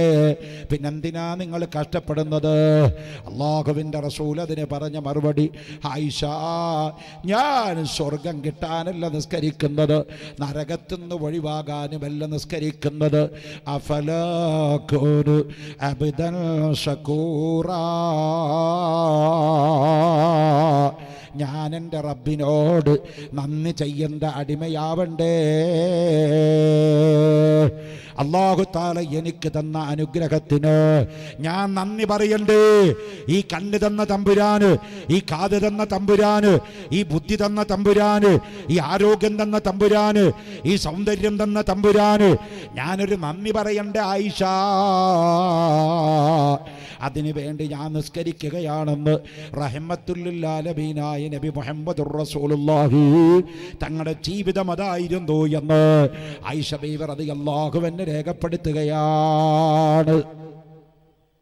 ഇന്ന് അതിൻ്റെ മുകളിൽ കയറിപ്പിടിച്ചുകൊണ്ട് ഇസ്ലാമിൻ്റെ ബഹുഭാര്യത്വത്തെ ആക്ഷേപിക്കുന്നു ചില ആളുകൾ. ഒരുപാട് ആ വിഷയമായി പറയുമ്പോൾ നമുക്കങ്ങ് പറയേണ്ടി വരും. ഇപ്പം ഇവിടെ ഇരിക്കുന്ന ഈ മദ്ഹറിൻ്റെ സലാത്ത് മജ്‌ലിസിലിരിക്കുന്ന മുസ്ലിങ്ങൾ കേരളത്തിൽ ഏറ്റവും പുതിയ കണക്ക് പ്രകാരം 91.4 ലക്ഷം മുസ്ലിങ്ങൾ കേരളത്തിലുണ്ട്. ഏറ്റവും ലൈറ്റസ്റ്റ് കണക്കാണ്. ഇന്ത്യയിൽ 18 കോടി മുസ്ലിങ്ങളുണ്ട്. കേരളത്തിലെ ജനസംഖ്യയുടെ 32% മുസ്ലിങ്ങളാണ്. ഇലക്ഷൻ വന്നതുകൊണ്ട് വോട്ട് കിട്ടാൻ വേണ്ടി ഞാൻ പറഞ്ഞതല്ല കേട്ടോ. ഞാനെന്നോ ഇലക്ഷൻ നിൽക്കുന്നില്ല, നിങ്ങൾ നിൽക്കുന്നില്ലല്ലോ. പക്ഷേ നമ്മളൊന്ന് അറിഞ്ഞിരിക്കുന്നത് നല്ലതാണ്. നമ്മൾ എത്രയൊക്കെ ഉണ്ട് എന്ന് നമ്മളൊന്ന് അറിഞ്ഞിരിക്കുന്നത് നല്ലതാണ്. 31% മുസ്ലിങ്ങൾ കേരളത്തിലുണ്ട്. ഭാരതത്തിൽ 18 കോടി മുസ്ലിങ്ങളുണ്ട്. ലോകത്ത് ഇന്തോനേഷ്യ കഴിഞ്ഞാൽ ഏറ്റവും അധികം മുസ്ലിങ്ങളുള്ള രാജ്യം സൗദി അറേബ്യയല്ല, ഖത്തറല്ല, കുവൈറ്റല്ല, ബഹ്റൈനല്ല, ഒമാനല്ല, സാക്ഷാൽ ഇന്ത്യയാണ്. ലോകത്തെ ഏറ്റവും അധികം മുസ്ലിങ്ങളുടെ രാജ്യം ഇന്തോനേഷ്യയാണ്. അത് കഴിഞ്ഞാൽ ഇന്ത്യയാണ്. അതിൽ പ്രബലമായ സംസ്ഥാനം കേരളമാണ്. ഒരു പത്രം എഴുതി, ഇന്ത്യയിൽ 2 സ്ഥലത്താണ് മുസ്ലിങ്ങൾ അംഗസംഖ്യ വളരുന്നത്. ഒന്ന് മലപ്പുറത്തും ഒന്ന് ജമ്മു കാശ്മീരിലും. മലപ്പുറത്തും ജമ്മു കാശ്മീരിലുമാണ് മുസ്ലിം പോപ്പുലേഷൻ വളരുന്നത്. എന്നിട്ട് ആ പത്രക്കാരെഴുതി അതിന് കാരണം പറഞ്ഞത്, എങ്ങനെ വളരാതിരിക്കുക?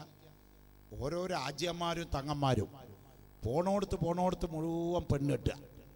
ഓരോന്നിലും 10, 12, 25 കുട്ടികളെ ഉണ്ടാക്കും. അവസാനം എണ്ണി നോക്കിയാൽ മരിക്കാൻ കാലത്ത് 100-300 കുട്ടികളുണ്ടാവും. ഒരു പഞ്ചായത്ത് ഇലക്ഷന് വാപ്പ നിന്നാൽ പേരക്കുട്ടികളുടെയും മക്കളുടെയും വോട്ടുണ്ടെങ്കിൽ വമ്പിച്ച ഭൂരിപക്ഷത്തോടെ ആചേരി ജയിക്കും. കാരണം 100-400 വോട്ട് വീട്ടിൽ നിന്ന് തന്നെ കിട്ടുമല്ലേ. നമ്മളെ പരിഹസിച്ചെഴുതി. എന്നാൽ ഈ മദ്ഹറിന്റെ മജ്‌ലിസിൽ വെച്ച് ചോദിക്കുകയാണ്, ഈ ഒരുമിച്ച് കൂടിയതിൽ 1000-ലധികം ആളുകളില്ലേ പ്രിയപ്പെട്ടവരെ? ആയിരങ്ങളല്ലേ അണിനിരന്നിരിക്കുന്നത്? ഇവിടെ നമുക്ക് വേണമെങ്കിൽ ഒരു സർവേ നടത്താം. ഈ സർവേ എന്ന് പറഞ്ഞാൽ നിങ്ങൾ താലൂക്ക് സർവേറേയും വില്ലേജ് ഓഫീസറേയും തഹസിൽദാറേയും ഒന്നും വിളിക്കണ്ട. 10 മിനിറ്റ് സർവേ നടത്തി റിപ്പോർട്ട് ഞാനിവിടെ ഇംപ്ലിമെൻ്റ് ചെയ്ത് തരാം. മദ്ഹറിൽ പഠിക്കുന്ന +2 പഠിക്കുന്ന 2 കുട്ടികളെ വിളിക്കുക, അവരുടെ കയ്യിൽ 2 പേന കൊടുക്കുക, 2 പുസ്തകം കൊടുക്കുക. ആ ഗേറ്റിൻ്റെ അവിടെ നിൽക്കുക. വാല് കഴിഞ്ഞ് പോകുമ്പോൾ നിങ്ങളെല്ലാം സഫായി വരിയായി പോകുമ്പോൾ ഈ കുട്ടികൾ ചോദിക്കണം, പേരെന്താ? അബൂബക്കർ. വയസ്സ് എത്രയാ? 56. കുട്ടികൾ എത്രയാ? 4. ഭാര്യ എത്രയാ? 1. പൊക്കോളൂ. അടുത്ത ആളെ വിളിക്കുക.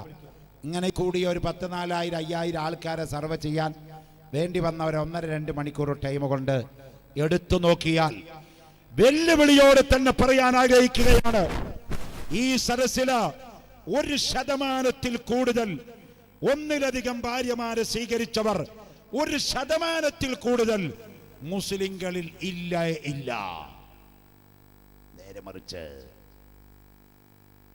6% പെണ്ണ് കെട്ടിയത് ആരാണെന്ന് നിങ്ങൾക്കറിയണോ?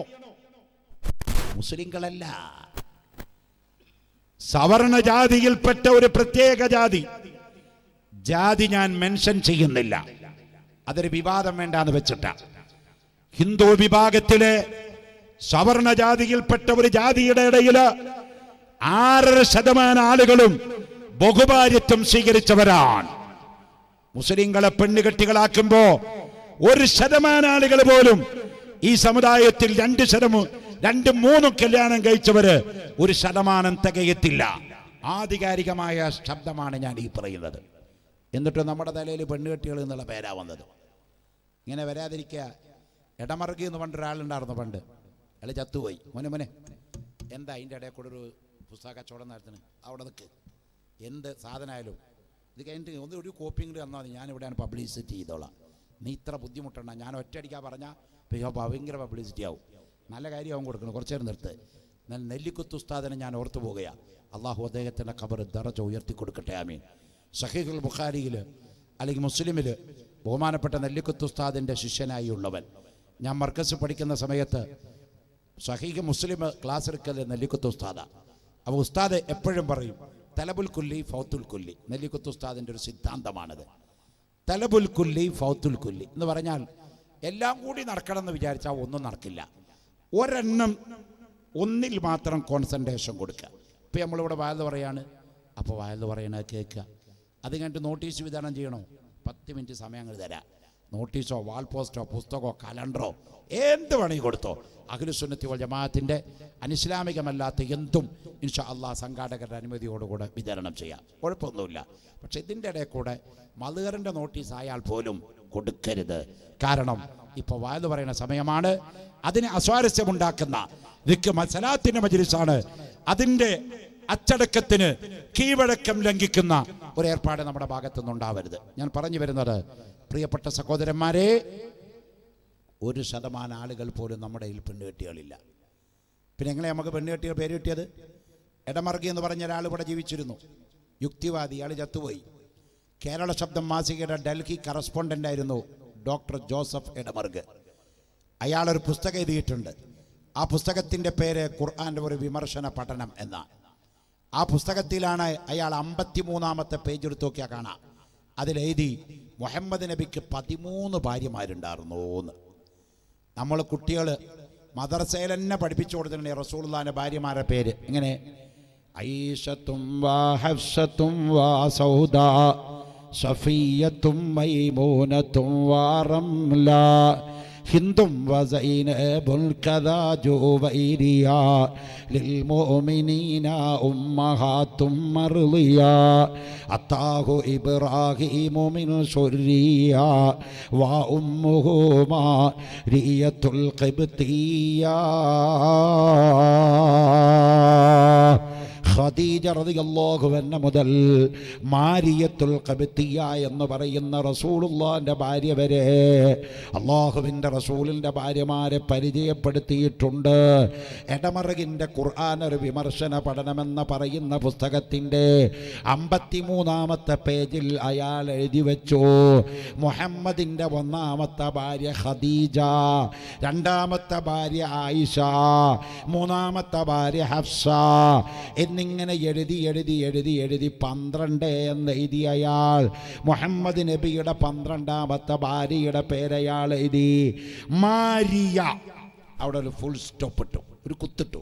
ഫുൾ സ്റ്റോപ്പ് എന്ന് ഇംഗ്ലീഷിൽ പറയുന്ന ഒരു നുക്ത, ഒരു കുത്ത് അവിടെ ഇട്ടു.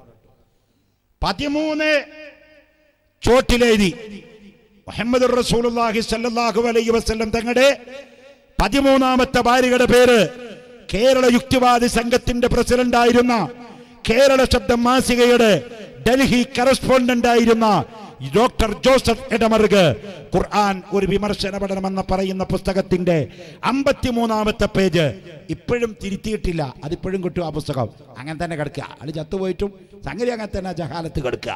13-ാമത്തെ പേരെഴുതി മുഹമ്മദ് നബിയുടെ 13-ാമത്തെ ഭാര്യ തുൽഖബ്തിയ. എന്താ എഴുതിയതാ? തുൽഖബ്തിയ. അയാൾ എങ്ങനെ ചിന്തിച്ചു, മാരിയത്തുൽ ഖബ്തിയ. ഓ, ഒരാൾക്ക് ഇത്ര വലിയ പേരുണ്ടാകാൻ പാടുണ്ടോ? ഞാൻ കഴിഞ്ഞ ആഴ്ച കുന്നംകുളത്തൊരു പരിപാടിക്ക് പോയി. അവിടെ മലങ്കര സുറിയാനി സഭയുടെ ക്രിസ്ത്യാനികൾ സംഘടിപ്പിച്ചൊരു പരിപാടിയാണ്. അപ്പോൾ അവിടുത്തെ ഒരു അച്ഛൻ്റെ പേര് ഒരു പാരഗ്രാഫ് മുഴുവൻ എഴുതിയാലും തീരില്ല. ഒരു പിതാവിൻ്റെ പേരാണ്. മിലിത്തിയോസ് മാർ ക്ലെമിത്തിയോസ് തിരുമേനി തിരുപ്പാർപ്പ ഓർ എമിത്തിയോസ് എന്നാണ്. ഇത് പറഞ്ഞു പഠിക്കണമെങ്കിൽ ജഞ്ചാനും അജ്നാസും അവാമിലൊക്കെ നല്ലോണം പഠിക്കണം. അദ്ദേഹത്തിൻ്റെ പേരത് അത് പഠിക്കാൻ വേണ്ടി ഞാൻ 2 ദിവസം എടുത്തു. കാരണം ഒരു മുഖ്യ പ്രഭാഷകനായ ഞാൻ അദ്ദേഹത്തിൻ്റെ പേര് പറയാൻ അറിയാതെ എന്തെങ്കിലും വിളിച്ചു പറഞ്ഞാൽ ബുദ്ധിമുട്ടല്ലേ. അപ്പോൾ ഒരു വലിയ പേരുണ്ട് വെച്ചാൽ ഈ പേര് 4 കഷ്ണാക്കിയിട്ട് ഒരാൾ 4 ആളാക്കാൻ പറ്റുമോ? എടമറുകി ചിന്തിച്ച അട്ടിമറി അവിടെ. മാരിയത്തുൽ ഖബ്തിയ, അല്ലാഹുവിൻ്റെ റസൂലിൻ്റെ ഭാര്യയാണ് മാരിയത്തുൽ ഖബ്തിയ റളിയല്ലാഹു അൻഹാ.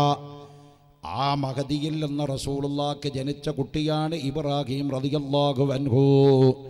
ആ കുട്ടി മരിച്ചിട്ട് റസൂലുള്ള ഖബറിൽ ഇറക്കി വെക്കുമ്പോഴാണ് നബി തങ്ങൾ കരഞ്ഞു പോയത്. റസൂലുള്ള കരഞ്ഞ് കണ്ണുനീരിങ്ങനെ വാർന്ന് നബി തങ്ങളുടെ താടിയുടെ മുകളിലൂടെ ഒലിച്ചിട്ട് ഖബറിലങ്ങ് വീണപ്പോൾ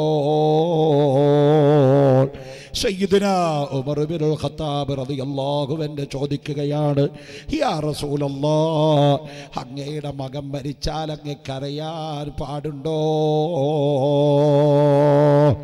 നബി സല്ലല്ലാഹു അലൈഹി വസല്ലമ തങ്ങൾ പറഞ്ഞു, ഉമറേ, ബാപ്പ മരിച്ചാ കരച്ചിൽ വരും, അത് തെറ്റല്ല. ഭാര്യ മരിച്ചാ കരച്ചിൽ വരും, അത് തെറ്റല്ല. മകൻ മരിച്ചാൽ കരച്ചിൽ വരും, അത് തെറ്റല്ല എന്ന് പറഞ്ഞിട്ട് ഇബ്രാഹിം എന്ന കുട്ടിയുടെ മയ്യത്ത് ഖബറടക്കിയിട്ട് നബി തങ്ങൾ ഖബറിൻ്റെ മുകളിലങ്ങ് കയറിയപ്പോൾ സൂര്യന് ഗ്രഹണം പറ്റി. ഒരു വലിയ സൂര്യഗ്രഹണം അവിടെ സംഭവിച്ചു. അപ്പൊ സഹാബാക്കൾ പറയാൻ തുടങ്ങി, റസൂലുള്ളാഹിന്റെ പ്രിയപ്പെട്ട മകനായ ഇബ്രാഹിം എന്ന കുട്ടി മരിച്ചത് കൊണ്ട് അള്ളാഹു സൂര്യഗ്രഹണം ഉണ്ടാക്കിയതാണ്. അന്ധവിശ്വാസത്തിന് ഇസ്ലാമതമെതിരാൻ, അബദ്ധങ്ങൾക്ക് ഇസ്ലാമതമെതിരാൻ അള്ളാഹുവിൻ്റെ റസൂല് ഉടനെ തന്നെ തിരുത്തിയിട്ട് പറഞ്ഞു, എൻ്റെ മകൻ മരിച്ചത് കൊണ്ടല്ല സൂര്യഗ്രഹണം ഉണ്ടായത്.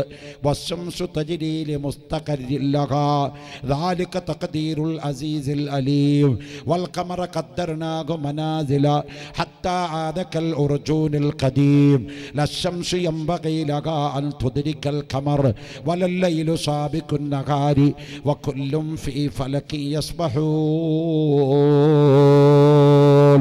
സൂര്യനും ചന്ദ്രനും ഗ്രഹണമുണ്ടാകുന്നത് ഞാൻ മരിച്ചാലോ മകൻ മരിച്ചാലോ അല്ല, അതതിൻ്റെ കറക്കത്തിൻ്റെ ഫലമായിട്ടാണ്. റസൂലുള്ള തിരുത്തിക്കൊടുത്തു. ഞാൻ പറഞ്ഞത് ആ ഇബ്രാഹിം എന്ന കുട്ടിയുടെ ഉമ്മയാണ്. അത്താഹു ഇബ്രാഹിമു മിൻ സുർരിയ വ ഉമ്മുഹു മാരിയത്തുൽ ഖബ്തിയ. മാരിയത്തുൽ ഖബത്തിയ എന്ന റസൂലുള്ളാഹിന്റെ ഭാര്യയിൽ നിന്നുണ്ടായ മകനാണ് ഇബ്രാഹിം എന്ന കുട്ടി. ആ ഭാര്യയുടെ പേര് 2 കഷ്ടമാക്കി എഴുതിയിട്ട് മുഹമ്മദ് നബിയുടെ 13ാമത്തെ ഭാര്യ തുൽ ഖബത്തിയ പച്ചക്കള്ളം എഴുതി വെച്ചു. ഇവിടെ ചരിത്രങ്ങളിൽ അട്ടിമറി നടത്തി, ആയത്തുകൾ ദുർവ്യാഖ്യാനം ചെയ്തു. വിവരക്കേട്. ഈ ഇടമർഗന്നെ പറഞ്ഞത് മുസ്ലിങ്ങൾക്ക് 30 പെണ്ണ് കെട്ടാൻ ഖുർആൻ പറയുന്നുണ്ട്. അല്ലാഹ് 4 എടുക്കാനും പുതക്കാനും ചെലവ് കഴിച്ച് പിന്നെ വെക്കാനുണ്ട്. ഇടമർഗ് പറയുന്ന ഖുർആന്റെ അടിസ്ഥാനത്തിൽ നമ്മൾ ചിന്തിച്ച ഒരു മുസ്ലിമിന് 30 പെണ്ണ് കെട്ടാന്ന്. നമ്മൾ എങ്ങനെ ആയത്ത് തിരിച്ചു മറിച്ച് ചോദിയാലും 30 കിട്ടണില്ല. നമുക്ക് 4 കിട്ടും. മസ്നാബ സുലാസ വറുബാ. ഏതെങ്കിലും ഒരു സാഹചര്യത്തിൽ എപ്പോഴെങ്കിലും ഒരു കാലഘട്ടത്തിൽ ആർക്കെങ്കിലുമൊക്കെ പറ്റുകയാണെങ്കിൽ മാക്സിമം 4 വരെ പോകാൻ അലൗഡ് ഉള്ളൂ. എല്ലാവർക്കും അല്ല, എല്ലാ കാലത്തും അല്ല, എല്ലാവർക്കും അല്ല, എല്ലായ്പ്പോഴും അല്ല. മാക്സിമം 4 ഉള്ളൂ. പക്ഷേ ഇടമറുക പറഞ്ഞു 30 എണ്ണം ഉണ്ട്. ഇയാൾ അർത്ഥം വെച്ചത് എങ്ങനെ കേട്ടോളി. ഇടമറുക അർത്ഥം വെച്ചു, ഫൻകിഹു, നിങ്ങൾ നിക്കാഹ് ചെയ്തോളൂ.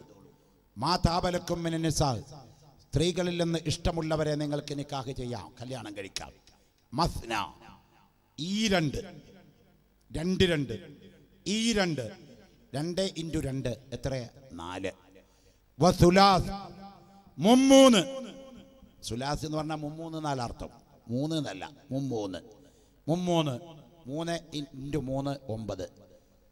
9 4 13. വറുബാ, 4 4 × 4 16. 16 13 29. പിന്നെ ഒരെണ്ണം എല്ലാവരോടും കെട്ടാൻ പറഞ്ഞിട്ടുണ്ട്. 29 + 1 = 30. ഇത്ര നല്ലൊരു മതം ലോകത്തുണ്ടോ? ജനുവരി 1-ാം തീയതി തുടങ്ങിയ 31-ാം തീയതി ഒരു ദിവസം വെച്ച് ബാക്കി 30 ദിവസവും സുഖ. ഇന്നൊരാളുടെ അടുത്ത്, നാളൊരാളത്ത്, മറ്റൊന്നൊരാളത്ത്, ഇങ്ങനെ ചുറ്റത്തി വരുമ്പോഴേക്കും പിന്നെ 2ാമത് റൊട്ടേഷനായി. ഇത്ര അധികം പെണ്ണ് കെട്ടാനുള്ളൊരു മതമാണ് ഇസ്ലാം മതമെന്ന് പറഞ്ഞ വൃത്തികെട്ട മനുഷ്യനായിരുന്നു സാക്ഷാൽ ഡോക്ടർ ജോസഫ് ഇടമറുക്. അയാളാണ് യുക്തിവാദ സംഘടന നേതാവായി പരിചയപ്പെടുത്തിയത്. ഇതാണ് ഞാൻ പറഞ്ഞത്. ഇസ്ലാമിനെ പറ്റി പഠിക്കാതെയാണ് പറയുന്നത്. ബഹുഭാര്യത്വം ഇസ്ലാം ശരിക്കും നിരുത്സാഹപ്പെടുത്തുക ചെയ്തത്. പിന്നെ ഒരു പ്രത്യേക സാഹചര്യത്തിൽ എപ്പോഴെങ്കിലും ആർക്കെങ്കിലൊക്കെ വേണ്ടി വന്ന വ്യഭിചരിക്കാൻ പറയാൻ പാടില്ല. ഇവിടെ ഗവൺമെന്റ് പറയുന്നത് എന്താ? കൽക്കട്ടയില്, ബോംബെയിലെ കാമാട്ടിപ്പുരയില്, ബംഗാളില്, തമിഴ്നാട്ടിലെ മദ്രാസില് ഒക്കെ വേശ്യകൾക്ക് ലൈസൻസ് കൊടുത്ത രാജ്യമാണ് നമ്മുടെ രാജ്യം. ഇന്ത്യ ഗവൺമെന്റ് 8 ലക്ഷം പെണ്ണുങ്ങൾക്ക് വ്യഭിചാരത്തിന് ലൈസൻസ് കൊടുത്തിട്ടുണ്ട്. അവരുടെയൊക്കെ കഴുത്തിൽ ഇങ്ങനെ കാർഡിട്ട് വെച്ചിരിക്കുക. കസ്റ്റമേഴ്സിനെ സ്വീകരിക്കാൻ കാർഡ് ഇട്ടിട്ടിരിക്കുക. ബ്ലഡ് ഗ്രൂപ്പ് മാസാമാസം ചെക്ക് ചെയ്തിട്ട് എയ്ഡ്സ് ഇല്ല, ബ്ലഡ് ഗ്രൂപ്പ് ഒരു കുഴപ്പമില്ല, 100 രൂപ കൊടുത്താൽ ഓപ്പനായി ബന്ധപ്പെട്ട് പോരാം, ഇഷ്ടമുള്ളതിനെ തിരഞ്ഞെടുക്കാം, ഗവൺമെന്റിന് വിരോധമില്ല. നമ്മളെ മതം പറഞ്ഞു ഒരിക്കലും വ്യഭിചാരത്തിലേക്ക് പോകാൻ പാടില്ല. ഇപ്പൊ ഇലക്ഷൻ പ്രതിപാദിക്കാൻ നിൽക്കുമ്പോൾ ക്രിസ്ത്യൻ സമുദായത്തിലെ ബിഷപ്പുമാരും ക്രിസ്ത്യൻ സമുദായത്തിലെ യുവസംഘടനയായ KCBC എന്ന് പറയുന്ന ഒരു സംഘടനയും ഒരു സ്റ്റേറ്റ്മെന്റ് നടത്തിയത് നിങ്ങൾ പത്രത്തിൽ വായിച്ചു കാണും. മദ്യനിരോധനം നടപ്പാക്കുന്ന സംഘടനകൾക്ക് മാത്രമേ അരമനയിൽ നിന്ന് വോട്ട് ചെയ്യാൻ ഞങ്ങൾ പറയുകയുള്ളൂ. എന്നാൽ എന്നെ പ്രസംഗിക്കാൻ ഒരു അച്ഛൻ കൊണ്ടുപോയപ്പോ ഞാൻ അച്ഛനോട് പറഞ്ഞു വച്ചു, ലോകത്ത് സമ്പൂർണ്ണ മദ്യനിരോധനം നടപ്പാക്കിയ ഏക രാജ്യം വത്തിക്കാനല്ല, മദീന മുനവ്വറയാണ്. അത് നടപ്പാക്കിയ ഏക നേതാവ് ഹബീബ് മുഹമ്മദ് റസൂലുള്ളാഹി തങ്ങളാണ്. ഇനി ഖിയാമത്ത് നാൾ വരെ മാർപ്പാപ്പയല്ല, ഇന്ത്യ ഗവൺമെന്റ് അല്ല, ആര് വിചാരിച്ചാലും ഇവിടെ മദ്യനിരോധനം നടപ്പാക്കാൻ പറ്റില്ല, സാധ്യമല്ല, നടപ്പാകില്ല. ഇങ്ങനെയൊക്കെ നടപ്പാവൂ. പണ്ട് ആന്റണി 2001 ആന്റണി ഇവിടെ ഭരിക്കുന്ന സമയത്ത് ചാരായം നിരോധിച്ചു. നമ്മളൊക്കെ സ്വാഗതം ചെയ്തു. ആവു പടച്ചോനെ, അത്രയെങ്കിലും ആയാലോ, ഇനി ആരും ചാരായം കുടിക്കില്ലല്ലോ. എന്തുണ്ടായ ഗുണം എന്നറിയോ? ചാരായം നിരോധിച്ചപ്പോൾ വേറൊരു സാധനം ഹയാത്തായി, ആനമയക്ക്. ചാരായം നിരോധിച്ചു, ആനമയക്ക് ഹയാത്തായി. നിരോധനം എങ്ങനെ നിങ്ങൾ കാണണമെങ്കിൽ ഈ തലശ്ശേരിയിൽ നിന്ന് അങ്ങോട്ട് പോയാൽ ഇരട്ടി കഴിഞ്ഞാൽ കൂട്ടുപുഴ എന്ന് പറഞ്ഞ സ്ഥലമുണ്ട്. ആ പാലം അപ്പുറത്ത് കർണാടക, ഇപ്പുറത്ത് കേരളമാണ്. ഞാൻ കൊടകിലേക്ക് ഒരു ദിവസം വാതിന് പോകുമ്പോൾ ആ കൂട്ടുപുഴ പാലത്തിൻ്റെ അവിടെ എത്തിയപ്പോൾ അവിടെ എക്സൈസ് ഡിപ്പാർട്ട്മെൻറ്റ്, കേരളത്തിൻ്റെ എക്സൈസ് ഡിപ്പാർട്ട്മെൻറ്റ് സർക്കിളും DYSPയും ജീപ്പൊക്കെ ഇട്ട് കിടക്കുന്നുണ്ട്. അവിടെ കർണാടകയുടെ പോലീസ് അവിടെ നിൽക്കുന്നുണ്ട്. കാരണം ഇവിടെ നിന്ന് അങ്ങോട്ട് ചാരായം കടത്തുന്നത് പിടിക്കാനാണ് എക്സൈസ് ഡിപ്പാർട്ട്മെൻറ്റ് ഇവിടെ നിൽക്കുന്നത്. കേരളത്തിലെ എക്സൈസ് ഡിപ്പാർട്ട്മെൻറ്റ് അധികാരം കേരളത്തിലുള്ളൂ. ചില വില്ലന്മാരെന്താ ഇതിനെന്നറിയോ, ഒരു കാല് ഈ പാലത്തിൻ്റെ അപ്പുറത്തെ കണ്ട് വെക്കും, എന്നിട്ട് കർണാടകയിൽ നിന്ന് ഒരു കുപ്പി ചാരായം മേടിച്ച് കുടിക്കുക. പോലീസുകാർ പിടിക്കാൻ ചെന്നാൽ രണ്ട് കാലും പാലത്തിൻ്റെ അപ്പുറത്തായ കർണാടകയിലാണ്. കേരളത്തിലെ പോലീസിന് തൊടാൻ പറ്റില്ല. കാരണം കർണാടകയിൽ ചാരായ ഹലാലാണ്, കേരളത്തിൽ ചാരായ ഹറാമാണ്. തൂറ്റിപ്പോയി അത്. ഇപ്പോഴേ നമ്മുടെ ഗവൺമെന്റ് മദ്യനിരോധനം ഏർപ്പെടുത്തി. എന്താ പറഞ്ഞത്? 4 സ്റ്റാറിലും 5 സ്റ്റാറിലും ഇരുന്നിട്ട് കുടിക്കാം. ചെറിയ ഹോട്ടലിൽ ഇരുന്നിട്ട് കുഞ്ഞു കുട്ടികളൊന്നും കുടിക്കരുത് കേട്ടോ. പിന്നെ ഏതേ കുടിക്കാൻ പാടില്ലാത്തതുള്ളൂ ഈ ബ്രാൻഡി വിസ്കി. ഞാൻ ചോദിച്ചോ, കല്ല് മദ്യത്തിൽപ്പെട്ടതല്ലേ? കല്ല് കുടിച്ചാൽ തെറ്റില്ല എന്ന് പറയാൻ ഏതെങ്കിലും ഒരു വൈദ്യശാസ്ത്രത്തിന് പറ്റുമോ? കല്ല് ആരോഗ്യത്തിന് നല്ലതാണോ? എന്തുകൊണ്ട് കല്ല് ഷാപ്പ് ഗവൺമെന്റ് നിരോധനത്തിൽ ഏർപ്പെടുത്തിയില്ല? അതുകൊണ്ട് ഗവൺമെന്റുകൾ മാറി വന്നാലും മുസ്ലിങ്ങൾക്കൊന്നേ പറയാനുള്ളൂ, മദ്യമെന്ന കൺസെപ്ഷനിൽ കള്ളും ചാരായവും ബ്രാൻഡിയും ബിസ്കിയും റമ്മും എന്തായാലും മനുഷ്യന്റെ ബുദ്ധിയുടെ സമനില തെറ്റിച്ച് കളയുന്ന മുഴുവൻ മദ്യത്തിന്റെ പരിധിയിൽപ്പെടും. അത് നിരോധിക്കേണ്ടതും അത് ബഹിഷ്കരിക്കേണ്ടതും അത്യന്താപേക്ഷിതമാണ്. അത് ലോകത്ത് കാണിച്ച പ്രവാചകരാണ് അഷ്റഫുൽ ഖൽഖ് മുഹമ്മദുർ റസൂലുള്ളാഹി തങ്ങള്. അത് ലോകത്ത് കാണിച്ച മതമാണ് ഇസ്ലാം മതം. കല്ലുകുടി മാത്രമല്ല, വ്യഭിചാരം നിർത്തി കാണിച്ചു കൊടുത്തു, പലിശ നിർത്തി കാണിച്ചു കൊടുത്തു. ഇന്ന് ക്രിസ്ത്യൻ സഭകൾ ഈ രണ്ട് കാര്യത്തിനും സമരഭൂമിയിലാണ്. നമുക്കതിന് സമരം ചെയ്യേണ്ട ആവശ്യമില്ല. ലോകത്ത് മദ്യം എന്നേക്കും റസൂലുള്ള നിർത്തി. ലോകത്തെ വ്യഭിചാരം എന്നേക്കുമായി റസൂലുള്ള നിർത്തി. ലോകത്തെ പലിശ ലഅനല്ലാഹു ആകിലഹു വമൂകിലഹു വകാതിബഹു വശാഹിദഹു ഫിന്നാർ. പലിശയ്ക്ക് വേണ്ടി സാക്ഷി നിൽക്കുന്നവൻ, എഴുതുന്നവൻ, അതിനുവേണ്ടി വക്കാലത്ത് പറയുന്നവൻ, അവനൊക്കെ അല്ലാഹുവിന്റെ റസൂലും അല്ലാഹുവും ശപിച്ചിരിക്കുന്നു. ഇന്ന് ഭരിക്കുന്ന ഗവൺമെന്റ് ഓപ്പറേഷൻ കുബേര എന്നൊരു പദ്ധതി കൊണ്ടുവന്നിട്ട് തമിഴ്നാട്ടിലെ വട്ടിപ്പലിശക്കാരെയും കൊള്ളപ്പലിശക്കാരെയും നിലക്ക് നിർത്താൻ വ്യഗ്രതപ്പെടുന്ന ഒരു കാലഘട്ടത്തിൽ നമ്മൾ എത്തി നിൽക്കുമ്പോൾ, ഇതൊക്കെ 1400 കൊല്ലങ്ങൾക്ക് മുമ്പേ ഇസ്ലാം മതം ലോകത്തിന് നൽകിയ സംഭാവനകളാണ്. ആ സംഭാവനകളൊക്കെ അപമതിച്ചുകൊണ്ട് തിരിച്ചറിയാതെ വെറും ബഹുഭാര്യത്വത്തിലും തലാക്കിലും കയറി പിടിച്ചിട്ട് മുസ്ലിം മതത്തെ കൊച്ചാക്കാനോ അതുവഴി ഹബീബ് മുഹമ്മദുർ റസൂലുള്ളാഹി സ്വല്ലല്ലാഹു അലൈഹി വസല്ലം തങ്ങളുടെ വ്യക്തിത്വത്തിന് കളങ്കപ്പെടുത്താനോ ആരൊക്കെ ശ്രമിച്ചാലും അത് നടക്കാൻ പോകുന്നില്ല എന്ന് അത്തരം കുതന്ത്ര ബുദ്ധികളോട് ഞങ്ങൾ ആവശ്യപ്പെടുകയാണ്. കാരണം ഹബീബ് സ്വല്ലല്ലാഹു അലൈഹി വസല്ലം തങ്ങള് അല്ലാഹുവിന്റെ പ്രവാചകരാൻ, അല്ലാഹുവിന്റെ റഹ്മത്തുൽ ലിൽ ആലമീനാൻ, അല്ലാഹുവിന്റെ ഷഫീഉൽ മുദ്നിബാൻ, അല്ലാഹുവിന്റെ ഹബീബാൻ, അല്ലാഹു ഏറ്റവും ഇഷ്ടപ്പെട്ട പ്രവാചകരാൻ. ആ റസൂലുള്ള ലോകത്ത് ചെയ്തു വെച്ചിരിക്കുന്ന സിദ്ധാന്തം ഖിയാമത്ത് നാൾ വരെ ഒരു ശക്തിക്കും ചോദ്യം ചെയ്യാൻ സാധ്യമല്ല. ഒരു ശക്തിക്കും ചോദ്യം ചെയ്യാൻ പറ്റില്ല. ഇപ്പോഴ് ഞാൻ അങ്ങനെ കണ്ടു, വാട്സപ്പിൽ കുറച്ച് ആളുകൾ കൂടിയിട്ട് ഖുർആൻ ഇങ്ങനെ മുഴുവൻ നിവർത്തിപ്പിടിച്ചിട്ട് ഒരു സിഗരറ്റ് ലാമ്പ് കൊണ്ട് ഖുർആൻ ഇങ്ങനെ കത്തിക്കുക. ഖുർആൻ ഇങ്ങനെ നിവർത്തിപ്പിടിച്ചിട്ട് ഒരു സിഗരറ്റ് ലാമ്പ് ഉപയോഗിച്ചിട്ട് ഖുർആൻ ഇങ്ങനെ കത്തിക്കുക.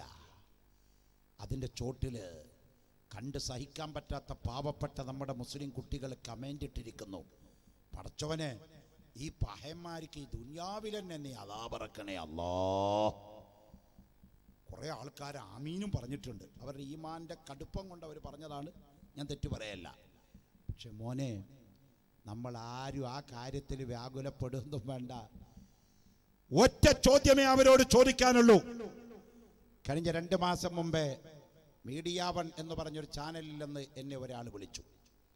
എന്നെ വിളിച്ചിട്ട് പറഞ്ഞു, ഉള്ളൂർക്കര സക്കാഫി പിന്നാക്ക വിഭാഗ കമ്മീഷൻ്റെ ആളല്ലേ? അതെ സാർ, ഞാൻ മീഡിയ വൺ ചാനലിൽ നിന്ന് വിളിക്കുകയാണ്.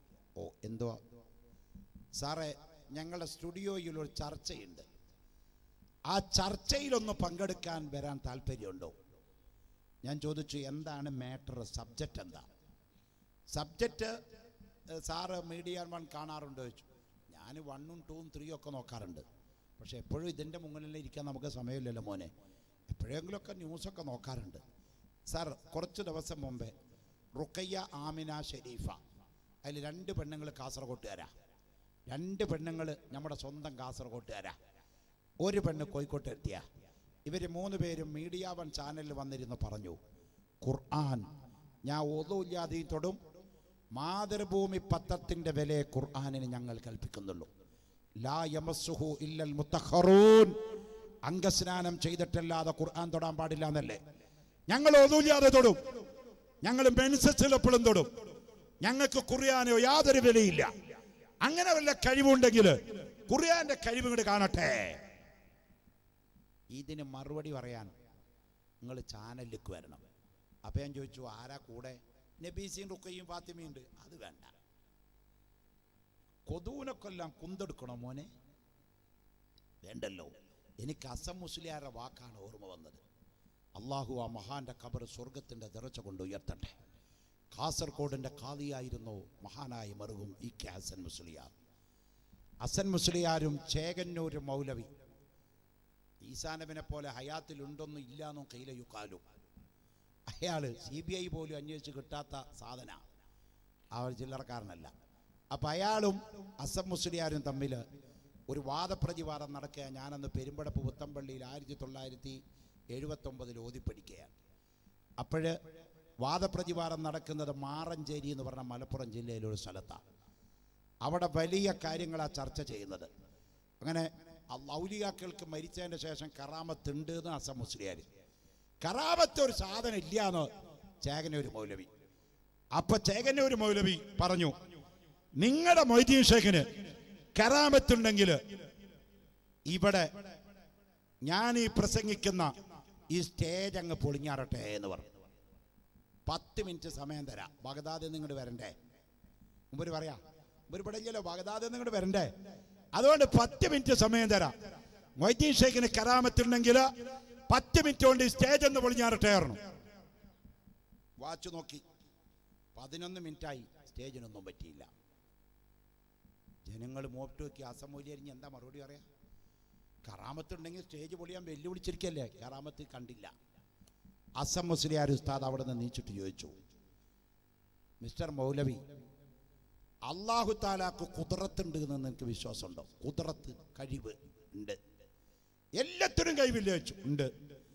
എന്നാ ഹസൻ പറയാണ്, ഈ ബഗ്ദാദിൽ നിന്ന് മൊയ്തീൻ ഷേഖിന് വരാൻ 10 മിനിറ്റ് അല്ലേ അനുവദിച്ച്? അള്ളാഹ്ക്ക് ഇങ്ങോട്ട് വരാൻ ഹസൻ 1/2 മണിക്കൂർ അനുവദിക്കാം. അള്ളാഹ്ക്ക് കുദ്റത്തുണ്ടെങ്കിൽ ഈ സ്റ്റേജ് ഒന്ന് കത്തട്ടെ. 3/4 മണിക്കൂർ കഴിഞ്ഞിട്ട് സ്റ്റേജ് എത്തിയില്ല. അള്ളാഹ്ക്ക് കുദ്റത്തില്ല എന്ന് പറയോ? അപ്പ ചേകന്നൂർ മൗലവി മറുഭാഗം മാറ്റി പിടിച്ചു. ഒരു ചോദ്യം ചോദിച്ചു ഹസൻ മൗലവിയോട്. എന്താ ചോദിക്കുന്നത്? ഇങ്ങനെ തുമ്മിയാൽ നമ്മളെന്ത് പറയും? അൽഹംദുലില്ലാ. അപ്പുറത്തിരിക്കണോ എന്ത് പറയും? ഇർഹമുക്കല്ലാ. അപ്പം നമ്മളെന്ത് പറയും? യഹ്ദീകുമുല്ലാ. ഈ മൗലവി ചോദിക്കുകയാണ്, ഒരുത്തനൊരു കോഴിത്തോലുമായിട്ട് ഇങ്ങനെ വന്നിരിക്കുക, എന്നിട്ട് മൂക്കിൻ്റെ അകത്ത് ഈ കോഴിത്തോല് കയറ്റു. അൽഹംദുലില്ലാ. മറ്റേ ഇവൻ തുമ്മാൻ തുടങ്ങിയാൽ ഞമ്മക്കവിടെ നീച്ചു പോകാൻ പറ്റില്ല, ഇർഹമുക്കല്ലാ പറഞ്ഞ് അടങ്ങറാവുമല്ലോ. ഇവൻ ഈ മൗലവി ചോദിക്കുകയാണ്, മൊത്തം എല്ലാ തുമ്പലിനും കൂടിയിട്ട് ഒരു ഇർഹമുക്കല്ലാ മതിയോ, അതോ ഓരോ തുമ്പലിനും ഇർഹമുക്കല്ലാ ഇർഹമുക്കല്ലാ എന്ന് പറഞ്ഞുകൊണ്ടിരുന്ന ഇവൻ കോഴിത്തുകലും മൂക്കി കയറ്റാൻ നിന്നാ നമുക്ക് പിന്നെ കുടുംബത്തിൽ പോകാൻ പറ്റുമോ? നേരം മുൾക്കോളം തുമ്പായിരുന്ന. ജനങ്ങൾ ചിന്തിച്ചു, ഇതിന് ആയത്തും ഹദീസൊന്നും ഓതിയിട്ട് കാര്യമില്ല, കണ്ടം മടിക്ക് മുണ്ടം മടിയേ ചിലതിന് പറ്റുള്ളൂ. ഹസൻ മൗലവി പറഞ്ഞു, എടോ, ഒരാൾ വയറിളക്കാൻ വേണ്ടി സുന്നാമാക്കി കഷായം കുടിച്ചു. ഇപ്പോൾ അവിടുത്തെ കുട്ടികൾക്ക് പറഞ്ഞാൽ മനസ്സിലാവില്ല. സുന്നാമാക്കി വയറിളക്കാൻ കുടിക്കേണ്ട ആയുർവേദ പെട്ടിമരുന്ന് ശാലയിൽ നിന്ന് കിട്ടുന്ന സുന്നാമക്കി എന്ന് പറഞ്ഞിട്ട് ഒരു ആയുർവേദ മരുന്നാണ്. അതുകൊണ്ടുപോയി തിളപ്പിച്ചിട്ട് രാത്രി കിടക്കുന്ന സമയത്ത് കുടിച്ച് കിടന്നാൽ വയറിന് നല്ല മോശം കിട്ടും. സൈഡ് എഫക്റ്റ് ഇല്ല കേട്ടോ, കുടലിനൊരു കുഴപ്പം വരില്ല, മറ്റൊരു കെമിക്കൽ ഒന്നുമില്ല. ഹസൻ മൗലവി ചോദിച്ചു, ഒരാൾ സുന്നാമാക്കി കഷായം കുടിച്ചിട്ട് വയറിളക്കാൻ കിടന്നു, മൂപ്പര് നേരം വിളിക്കുമ്പോൾ തുടങ്ങി കക്കൂസിലേക്ക് ഇങ്ങനെ പോകല്.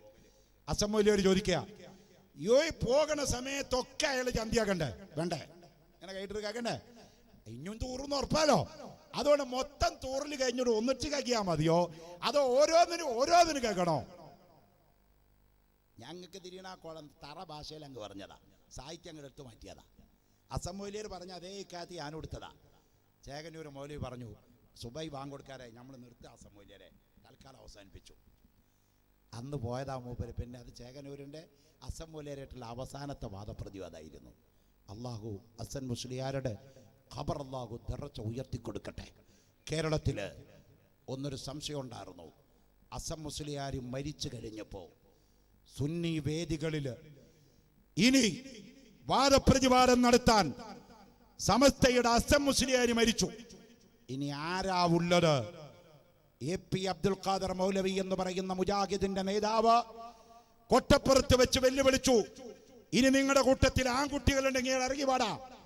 അപ്പോഴാണ് മഹാനായിരിക്കുന്ന സുൽത്താനുൽ ഉലമ കാന്തപുര ഉസ്താദ് 1980-കളില് കൊട്ടപ്പുറത്ത് വെച്ച് കണ്ണിയത്ത് ഉസ്താദിന്റെ അധ്യക്ഷതയിൽ ശംസുൽ ഉലമ ഉദ്ഘാടനം ചെയ്ത ആ വേദിയിൽ വെച്ച് 3 ദിവസം കൊട്ടപ്പുറത്ത് വെച്ച് വാദപ്രതിവാദം നടത്തി. 40 വീടുകള്, മുജാഹിദ് പ്രസ്ഥാനത്തിലെ 40 വീടുകള് അഹ്ലുസുന്നത്തി വൽ ജമാഅത്തിലേക്ക് തിരിച്ചു കൊണ്ടുവന്നത് മഹാനായിരിക്കുന്ന സുൽത്താനുൽ ഉലമ AP അബൂബക്കർ മുസ്ലിയാർ കാന്തപുര ഉസ്താദാണ് കേട്ടോ. ഇന്ന് ചില ആളുകൾ ഒരു ചോദ്യമുണ്ട്, മോനെ തങ്ങൾ വന്നിട്ടുണ്ട് അല്ലേ? അല്ലാഹു അക്ബർ, അല്ലാഹു അക്ബർ വലില്ലാഹിൽ ഹംദ്, അല്ലാഹു അക്ബർ, അല്ലാഹു അക്ബർ വലില്ലാഹിൽ ഹംദ്. നമ്മുടെ ഉസ്താദ് നമ്മുടെ വേദിയിലേക്ക് വരുന്നുണ്ട്. അല്ലാഹു ആഫിയത്തുള്ള ദീർഘായുസ് മഹാനവറുകൾക്ക് നമുക്കൊക്കെ നൽകി തരുമാറാവട്ടെ. ആമീൻ.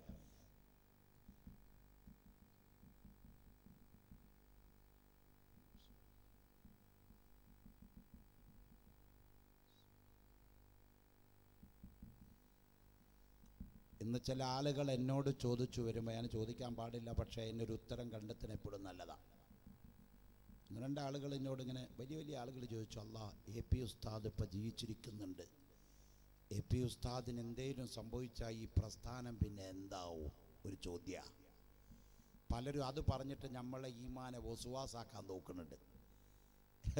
കാരണം ഞാൻ പറഞ്ഞുതരാം, അസം മുസ്ലിയാർ മരിക്കാൻ കിടക്കുമ്പോൾ മുജാഹിദ് പ്രസ്ഥാനത്തിൻ്റെ നേതാവ് KM ഉമർ മൗലവി വെളിയങ്കോട് ഒരു കത്ത് കൊടുത്തയച്ചു. ഹസൻ മുസ്ലിയാർ അസ്ലിം തസ്ലം വഇല്ലാ ഫഇന്ന അലൈക ഇസ്മ അത്ബാഇക. മുസൈലിമത്തുൽ കദ്ദാബ് ലഅനത്തുല്ലാഹി അലൈഹിക അല്ലാഹുവിൻ്റെ റസൂൽ കൊടുത്തയച്ച കത്തായിരുന്നു ആ കത്ത്. അതിൻ്റെ കണ്ടന്റതാ. ആ കത്ത് തിരിച്ച് ഹസൻ മുസ്ലിയാർക്ക് കൊടുത്തയക്കുന്നു വഹാബി മൗലവി എന്ന് പറഞ്ഞിട്ട്, ഹസൻ മുസ്ലിയാർ അസ്ലിം തസ്ലം, നിങ്ങൾ മുസ്ലിമാകൂ എന്നാ നിങ്ങൾ രക്ഷപ്പെടും. വഇല്ലാ ഫഇന്ന അലൈക ഇസ്മ അത്ബാഇക, നിങ്ങൾ മുസ്ലിമായിട്ടില്ലെങ്കിൽ നിങ്ങളുടെ കുറ്റവും നിങ്ങളോട് പിൻപറ്റിയവരുടെ കുറ്റവും അത് നിങ്ങളുടെ തലയ്ക്ക് മുകളിലാണെന്ന് പറഞ്ഞ് കോഴിക്കോട് മെഡിക്കൽ കോളേജിൽ തൊണ്ടയ്ക്ക് ക്യാൻസർ പിടിച്ച് മരിക്കാൻ കിടക്കുന്ന ഹസൻ മുസ്ലിയാരെ വേദനിപ്പിച്ചുകൊണ്ട് കത്തെഴുതിയിട്ട് ഹസൻ മുസ്ലിയാർ ആ രോഗത്തിൽ കിടന്നുകൊണ്ട് മരിച്ചുപോയി. ഹസൻ മുസ്ലിയാരുടെ മരണശേഷം സുന്നത്ത് ജമാഅത്ത് തളർന്നോ. ഒരു കാലത്ത് ഖത്തറിൽ പോകാൻ പാടില്ലാത്ത കാലുണ്ടായിരുന്നു സുന്നികൾക്ക്, സൗദി അറേബ്യയിലേക്ക് കടക്കാൻ പാടില്ലാത്ത കാലുണ്ടായിരുന്നു സുന്നികൾക്ക്. ഇന്ന് കോഴിക്കോട് കടപ്പുറത്ത് മൗലൂദോദാൻ വരുന്നത് ഖത്തരികളാണ്, കോഴിക്കോട് കടപ്പുറത്ത് മൗലിദോദാൻ വരുന്നത് സൗദികളാണ്, കോഴിക്കോട് കടപ്പുറത്ത് മൗലിദോദാൻ വരുന്നത് യമനികളാണ്.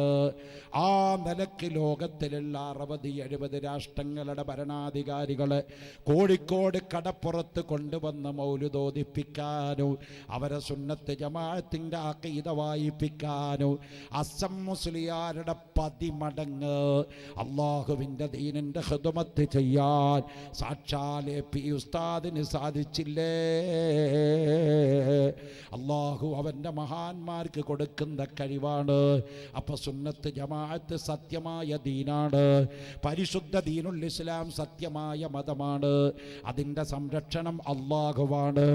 ഞാൻ ആ കുട്ടികളോട് പറഞ്ഞു, മീഡിയ 1 ചാനലിൽ നിന്ന് പഠിച്ച കുട്ടികളോട് പറഞ്ഞു, ഞാൻ വാദപ്രതിവാദത്തിന് വരുന്നില്ല അവിടെ. കാരണം മുഹാജിരീങ്ങളെ പണ്ട് ബദറിൽ വന്ന സമയത്ത് അൻസാറുകളെ യുദ്ധത്തിന് റസൂലുള്ള പറഞ്ഞയച്ചപ്പോ അബൂജാഹിൽ പറഞ്ഞതെന്തേ? മുഹമ്മദേ, നിന്റെ കൂട്ടത്തിൽ മുഹാജിരിങ്ങളില്ലേ, ഇറക്കി വിട്. ഞങ്ങൾ മുഹാജിറിനാ കുഫു വെക്കുക, മക്കാർക്കാണ് കുഫു വെക്കുക. ഞാൻ മീഡിയാവൻകാരനോട് പറഞ്ഞു, ഈ വിവരമില്ലാത്ത പെണ്ണുങ്ങൾക്ക് മറുപടി പറയാൻ ഞാൻ അവിടെ വരുന്നത് ശരിയല്ല. ഒറ്റ ചോദ്യം നിങ്ങൾ അവരോട് ചോദിച്ചാൽ മതി. ഖുർആനിന് മാതൃഭൂമിയുടെ വിലയില്ലെന്ന് പറയുന്ന സുഹറയോട്, ആഴ്ചപ്പതിപ്പിൻ്റെ വിലയില്ലെന്ന് പറയുന്ന സുഹറയോട്, മെൻസസ് എല്ലപ്പോഴും ഞാൻ ഖുർആൻ തൊടും, അതിന് പ്രത്യേകത ഒന്നുമില്ല എന്ന് പറയുന്നവളോട് ഖുർആൻ പറഞ്ഞത് എന്താണ്? ഖുർആൻ കത്തിക്കുന്നവരോട് ഖുർആൻ പറഞ്ഞത് എന്താണ്? ഖുൽ ഇൻ കുന്തും ഫീ റൈബിൻ മിമ്മാ നസൽനാ അലാ അബ്ദിനാ ഫഅതൂ ബിസൂറത്തിൻ മിൻ മിസ്ലിഹി. 6666 ആയത്തുകളില്ലതുപോലൊരായത്ത്, 114 സൂറത്തുകളില്ലതുപോലൊരു സൂറത്ത്. ധൈര്യമുണ്ടെങ്കിൽ നിങ്ങളൊന്ന് കൊണ്ടുവാ. നിങ്ങളുടെ സാഹിത്യ എല്ലാ മേലാളന്മാരെ മുഴുവൻ വിളിച്ചോളൂ, നിങ്ങളുടെ ബുദ്ധിജീവികളെ മുഴുവൻ വിളിച്ചോളൂ. ഖിയാമത്ത് നാൾ വരെ നിങ്ങൾ പരിശ്രമിച്ചാലോ ഒരായത്ത് കൊണ്ടുവരാൻ പറ്റുമോ? അബൂജാഹിൽ തോറ്റതല്ലേ, ഖാദിയാനി തോറ്റതല്ലേ? കള്ളഖുർആനുണ്ടാക്കിയ ആളായിരുന്നു മിർസാ ഗുലാം അഹമ്മദ് ഖാദിയാനി.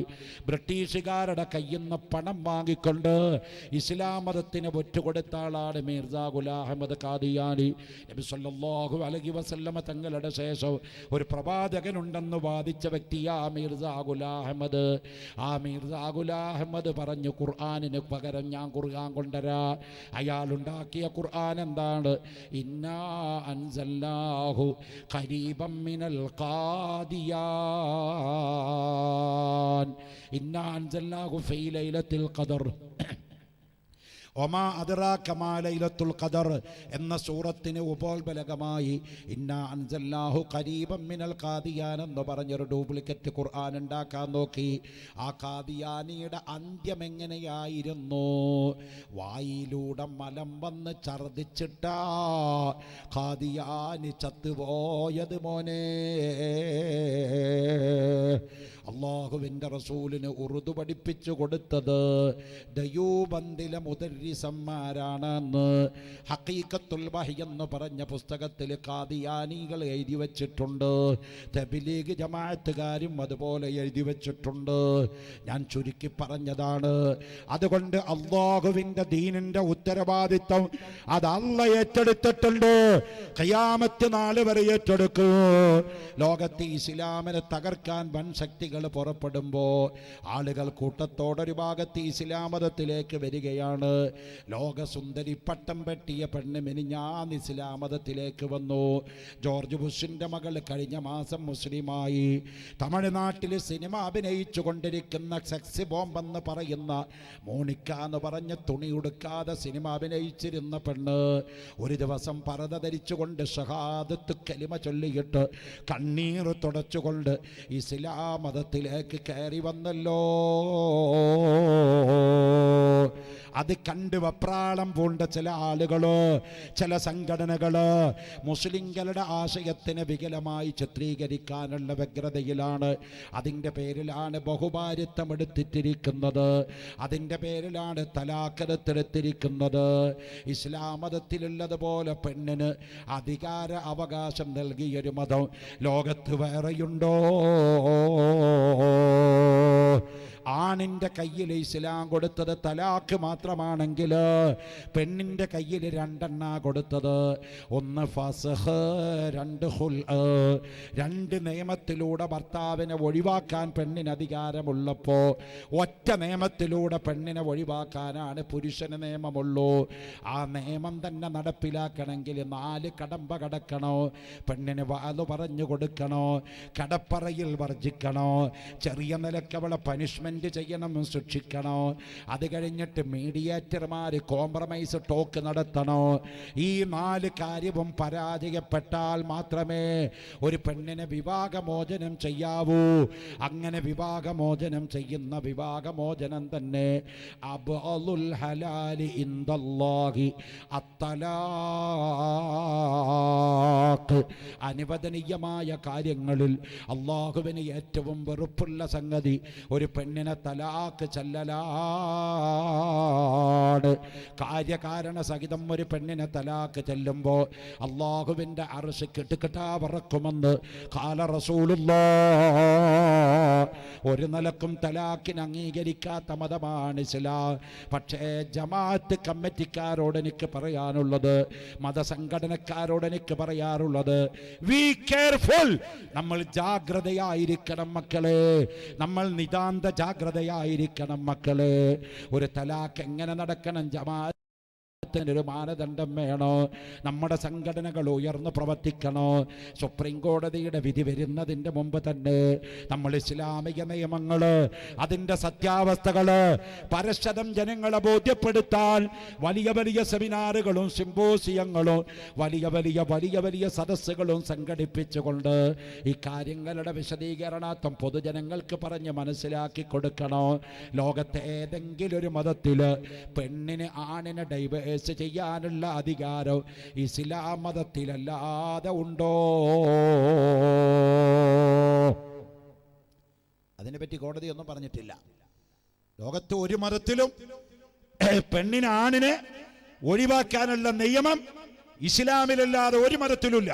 പക്ഷെ സുപ്രീം കോടതി അതിനെപ്പറ്റി മിണ്ടിയിട്ടില്ല. സുപ്രീം കോടതിയുടെ കുഴപ്പമില്ല, നമ്മളവിടെ പോയി കേസ് വാദിക്കണം. നമ്മുടെ സംഘടനകൾ അതിൽ ഇടപെടണം. മുസ്ലിം നിയമത്തിന് പ്രത്യേക ആനുകൂല്യം കിട്ടുന്ന മുഹമ്മദൻ ലോ, അത് പ്രകാരമാണ് നമുക്കിവിടെ മുസ്ലിങ്ങൾക്ക് ചില പ്രത്യേക അധികാര അവകാശം. ആണിൻ്റെ പകുതി സ്വത്ത് പെണ്ണിന്, അങ്ങനെ കുറേ ആനുകൂല്യം ഇസ്ലാമിക ശരീഅത്ത് പറഞ്ഞത് മുസ്ലിങ്ങൾക്കുണ്ട് ഇവിടെ. അത് കിട്ടുന്നത് മുസ്ലിങ്ങൾക്ക് പ്രത്യേകമായി മുഹമ്മദൻ ലോ എന്ന് പറഞ്ഞൊരു നിയമം ഇവിടെ നിയമമുണ്ട്. ആ നിയമം തെറ്റാണെന്നും അത് മുഴുവൻ എടുത്തു കളയണമെന്നുമാണ് ചില കോണുകളിൽ നിന്ന് ഉയർന്നു വരുന്നത്. ശ്രദ്ധിച്ചോളണം. അത് ബ്രിട്ടീഷുകാരുടെ കാലത്ത് എഴുതിയതാ, ശരി തന്നെയാ. മുഹമ്മദൻ ലോ മുഴുവൻ വായിച്ചു നോക്കിയാൽ 100% ഇസ്ലാമിക ശരീഅത്തിന് അനുകൂലമല്ല. പക്ഷേ അത് വെച്ചിട്ട് എലിയെ പേടിച്ച് ഇല്ലം ചുടുകയല്ല വേണ്ടത്. അതിലെവിടെയും കറപ്ഷനുകൾ ഉണ്ടെങ്കിൽ അതിൽ അമെൻമെന്റുകൾ കൊണ്ടുവന്ന്, ഭേദഗതികൾ കൊണ്ടുവന്ന് അത് തിരുത്തണം. പകരം അതിന്റെ പേര് പറഞ്ഞ് മുഹമ്മദൻ ലോ എടുത്തു കളഞ്ഞാൽ ഇവിടെ ചുളിവില് ഏക സിവിൽ കോഡ് നടപ്പാക്കാനുള്ള ചില കുതന്ത്രമാണ് ചില വിചിത്രമായ സംഘടനകൾ ഇതുവഴി ഉദ്ദേശം വെക്കുന്നത്. അല്ലാഹു റബ്ബുൽ ആലമീനായ റബ്ബ് മുസ്ലിം സമുദായത്തിന് അവൻ്റെ സംരക്ഷണം നൽകി അനുഗ്രഹിക്കുമാറാവട്ടെ. ആ കാര്യങ്ങളൊക്കെ മുസ്ലിം സമുദായം മനസ്സിലാക്കണം. ഞാൻ ഹബീബ് റസൂലുള്ളാഹി സ്വല്ലല്ലാഹു അലൈഹി വസല്ലം തങ്ങളുടെ സ്വലാത്തിൻ്റെ മജ്ലിസാണ്. അത് അറിഞ്ഞുകൊണ്ട് തന്നെയാണ് ഈ കാര്യങ്ങൾ നിങ്ങളുടെ ശ്രദ്ധയിൽപ്പെടുത്തിയത്. എന്തിനാണെന്നോ, അഫ്ളലുൽ ഇൽമി ഇൽമുൽ ഹാൽ, അറിവിൽ വെച്ച് ഏറ്റവും നല്ല അറിവ് സന്ദർഭത്തിനനുസരിച്ചുള്ള അറിവാണ് പ്രിയപ്പെട്ടവരെ. അതുകൊണ്ട് നമ്മൾ പഠിച്ചിരിക്കണം. നമ്മൾ ഇല്ലായ്മ ചെയ്യാൻ, ഇസ്ലാമിക ആദർശങ്ങൾ തെറ്റാണെന്ന് സ്ഥാപിക്കാൻ വലിയ കുതന്ത്രങ്ങൾ നടക്കുമ്പോൾ ഹബീബ് റസൂലുള്ളാഹി സ്വല്ലല്ലാഹു അലൈഹി വസല്ലമ തങ്ങളുടെ വ്യക്തിത്വം, അള്ളാഹുവിൻ്റെ റസൂലിൻ്റെ ഭാര്യമാര്, അതൊക്കെ നമ്മൾ ചർച്ചകൾക്ക് വിധേയമാക്കി റസൂലുള്ള ആരാണെന്ന് പറഞ്ഞ് മനസ്സിലാക്കി കൊടുക്കണം. ഹബീബ് റസൂലുള്ളാഹിനെ പഠിച്ച ആരെങ്കിലും ഒരാള് നബി തങ്ങളെ കുറ്റം പറഞ്ഞിട്ടുണ്ടോ? മോറിസ് ബുക്കായി, ഒരു യൂറോപ്യൻ ചിന്തകനായിരുന്നു മോറിസ് ബുക്കായി. അയാൾ ആദ്യകാലത്ത് റസൂലുള്ളാഹി സ്വല്ലല്ലാഹു അലൈഹി വസല്ലം തങ്ങളെ പറ്റി ഒരു പുസ്തകം എഴുതി. ആ പുസ്തകത്തിൻ്റെ പേര് ഇംഗ്ലീഷിൽ മുഹമ്മദ് ദി ഇഡിയറ്റ് എന്ന. ആ പുസ്തകത്തിന് അയാൾ പേരിട്ടത് അങ്ങനെ, മുഹമ്മദ് ദി ഇഡിയറ്റ്. ഇംഗ്ലീഷിൽ ആ വാചകത്തിന് ഞാൻ മലയാളത്തിൽ അർത്ഥം വെക്കാൻ അശക്തന, റസൂലുള്ളാഹിൻ്റെ പേരായതുകൊണ്ട് സല്ലല്ലാഹു അലൈഹി വസല്ലം. റസൂലുള്ളാഹിനെ ഇഡിയറ്റ് എന്നാണ് വിളിച്ചത് അയാൾ. എന്താ കാരണം എന്നറിയോ? ഒറ്റ കാരണം. ഒരു ഹദീസ് അയാൾ കണ്ടു. എന്താ ഹദീസ്? അല്ലാഹുവിൻ്റെ റസൂല് ജനനുമായി ബന്ധപ്പെട്ടൊരു ചോദ്യം ഒരു അഅറാബി റസൂലുള്ളാഹിനോട് വന്നിട്ട് ചോദിച്ചു, മുഹമ്മദേ, ചില കുട്ടികൾ ജനിക്കുമ്പോൾ ആ കുട്ടികളുടെ മുഖം വാപ്പയുടെ മോഡലുണ്ട് അല്ലേ? ചില കുട്ടികളുണ്ടല്ലോ വാപ്പാടെ മോഡൽ തന്നെ, ചില കുട്ടികളുണ്ടല്ലോ ഉമ്മാടെ മോഡൽ. ആ ആരാബി ചോദിച്ചു, മുഹമ്മദ്, ചില കുട്ടികൾ ജനിക്കുമ്പോൾ ഉമ്മാടെ മോഡല്, ചില കുട്ടികൾ ജനിക്കുമ്പോൾ ബാപ്പയുടെ മോഡല്, എന്താ ഇതിന്റെ കാരണം? മുഹമ്മദ് നബിക്ക് പറയായിരുന്നോ? ഇത് ഇന്നോട് ചോദിക്കേണ്ട ചോദ്യമല്ല. അതുപോലെ ഗൈനക്കോളജിസ്റ്റ് ഡോക്ടർമാർ അവിടെ ഇരിക്കേണ്ട മെഡിക്കൽ കോളേജിൽ അവിടെ പോയി ചോദിക്ക്. റസൂലുള്ളാഹി റഹ്മത്തുൽ ലിൽ ആലമീൻ എന്ന് മാത്രമല്ല എല്ലാ അറിവും അല്ലാഹു തആല നൽകപ്പെട്ട അറിവിന്റെ സാഗരമാണ് മുഹമ്മദുർ റസൂലുള്ളാഹി. റസൂലുള്ളാഹിക്ക് ശാസ്ത്രവും സാഹിത്യവും എല്ലാം അല്ലാഹു തആല അറിയിച്ചു കൊടുക്കും. അല്ലാഹുവിൻ്റെ റസൂല് പറഞ്ഞു, ഒരു ലാബില്ലാന്ന്, ഒരു ലബോറട്ടറി ഇല്ല, ഒരു ആശുപത്രി ഇല്ല, ഒരു സംവിധാനമില്ല. നബി തങ്ങൾ പറഞ്ഞു, ഭാര്യ ഭർത്താക്കന്മാർ തമ്മിൽ ബന്ധപ്പെടുമ്പോൾ ആദ്യമായിട്ട് ഭർത്താവിന്റെ ബീജം സ്ഖലിച്ച് ഭാര്യയുടെ ഗർഭപാത്രത്തിൽ കടന്ന് അതിലൊരു കുട്ടിയുണ്ടായാൽ ആ കുട്ടി ബാപ്പയുടെ മോഡലാകും. തിരിച്ച് ഭാര്യ ഭർത്താക്കന്മാർ തമ്മിൽ ബന്ധപ്പെടുമ്പോ രണ്ടാമത് ഭാര്യയുടെ ബീജം ആദ്യം സ്ഖലിച്ച് അതിലൊരു കുട്ടിയുണ്ടായാൽ ആ കുട്ടി ഉമ്മയുടെ മോഡലാകും. മോറിസ് ബുക്കായി ഇതിന്റെ മുകളിൽ കയറി പിടിച്ചു. മോറിസ് ബുക്കായി പറഞ്ഞു, മുഹമ്മദ് വിഡ്ഢിയ. കാരണം പെണ്ണിന് സ്ഖലനമില്ല, പെണ്ണിന് ബീജമില്ല. സ്ഖലനവും ബീജമൊക്കെ ആർക്കേ ഉള്ളൂ? ആണിനേ ഉള്ളൂ. അപ്പൊ ഈ ഹദീസ് തെറ്റാണ്. അതുകൊണ്ട് റസൂലുള്ളാഹിനെ വിമർശിച്ച പുസ്തകം എഴുതി മോറിസ് ബുക്കായി, യൂറോപ്യൻ യുക്തിവാദി. അയാൾ ആ പുസ്തകത്തിന് പേരിട്ടത് മുഹമ്മദ് ദി ഇഡിയറ്റ്. അവിടുന്ന് 10 കൊല്ലം കഴിഞ്ഞപ്പോ അമേരിക്കയിലെ പെന്റഗണിൽ നടത്തിയ പഠനത്തിൽ കണ്ടുപിടിച്ചതെന്താണ്? പെണ്ണിനും ബീജമുണ്ട്, ആണിനും ബീജമുണ്ട്, രണ്ടാളുടെ ബീജത്തിനും സ്ഖലനവുമുണ്ട്. എന്നാൽ പുരുഷന്റെ ബീജം പെണ്ണിന്റെ ഗർഭപാത്രത്തിലെത്തപ്പെടുന്ന സമയം, പുരുഷന്റെ ബീജം പെണ്ണിന്റെ ഗർഭപാത്രത്തിലെത്തപ്പെടുന്ന സമയം തങ്ങൾ നമ്മുടെ മജ്‌ലിസിലെത്തിയിട്ടുണ്ട്. ഇൻഷാ അല്ലാഹ് തങ്ങൾ വന്ന സലാത്തിലേക്ക് കിടക്കും. ദുആയുടെ കൂടെ നമ്മുടെ പരിപാടി സമാപിക്കും. ഈ പറഞ്ഞ വാചകം മാത്രം പറഞ്ഞുകൊണ്ട് ഞാൻ നിർത്താം.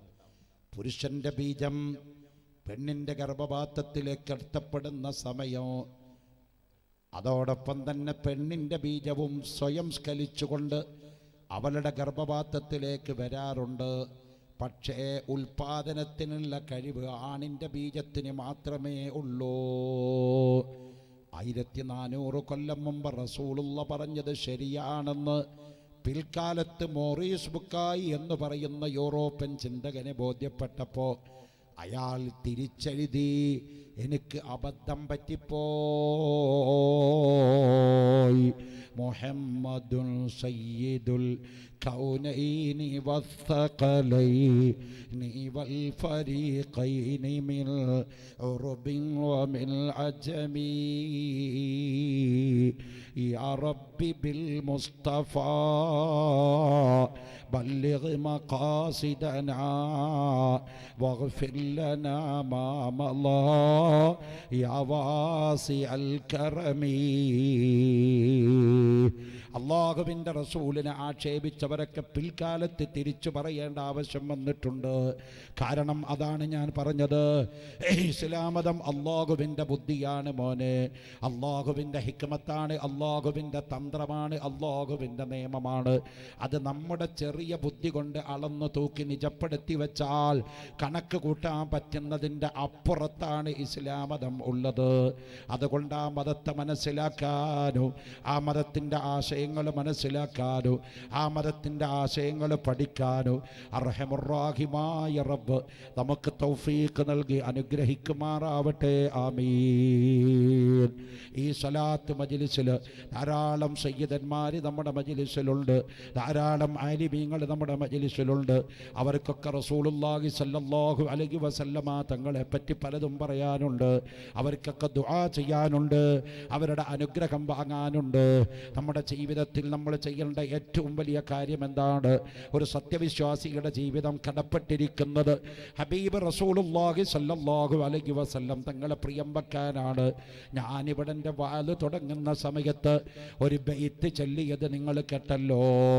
മലപ്പുറം ജില്ലയിലെ വെളിയങ്കോട് പള്ളിയുടെ ഉമ്മറത്ത് മറവട്ട് കിടക്കുന്ന ആശിഖുർ റസൂൽ ഉമറുൽ ഖാദി റളിയല്ലാഹു മഹാനവർകൾ എഴുതിയുണ്ടാക്കിയ ബൈത്ത് കൊണ്ടാണ് ഞാൻ എൻ്റെ വാത് തുടങ്ങിയത്.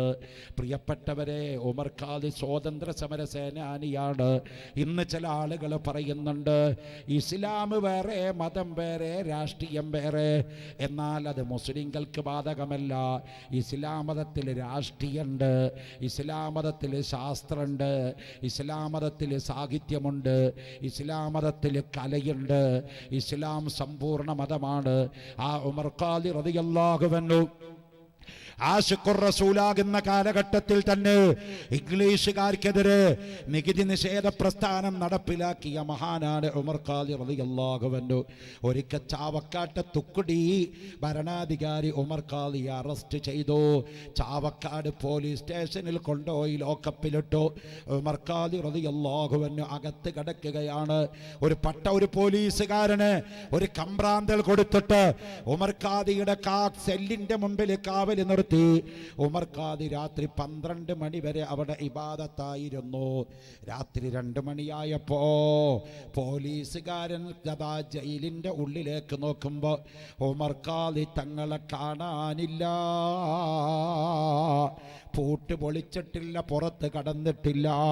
പൂട്ട് അവിടെ തന്നെയുണ്ട്, സെല്ല് തുറന്നിട്ടില്ല. അകത്ത് കിടക്കുന്ന ഖാദിയാരെ കാണാനില്ല.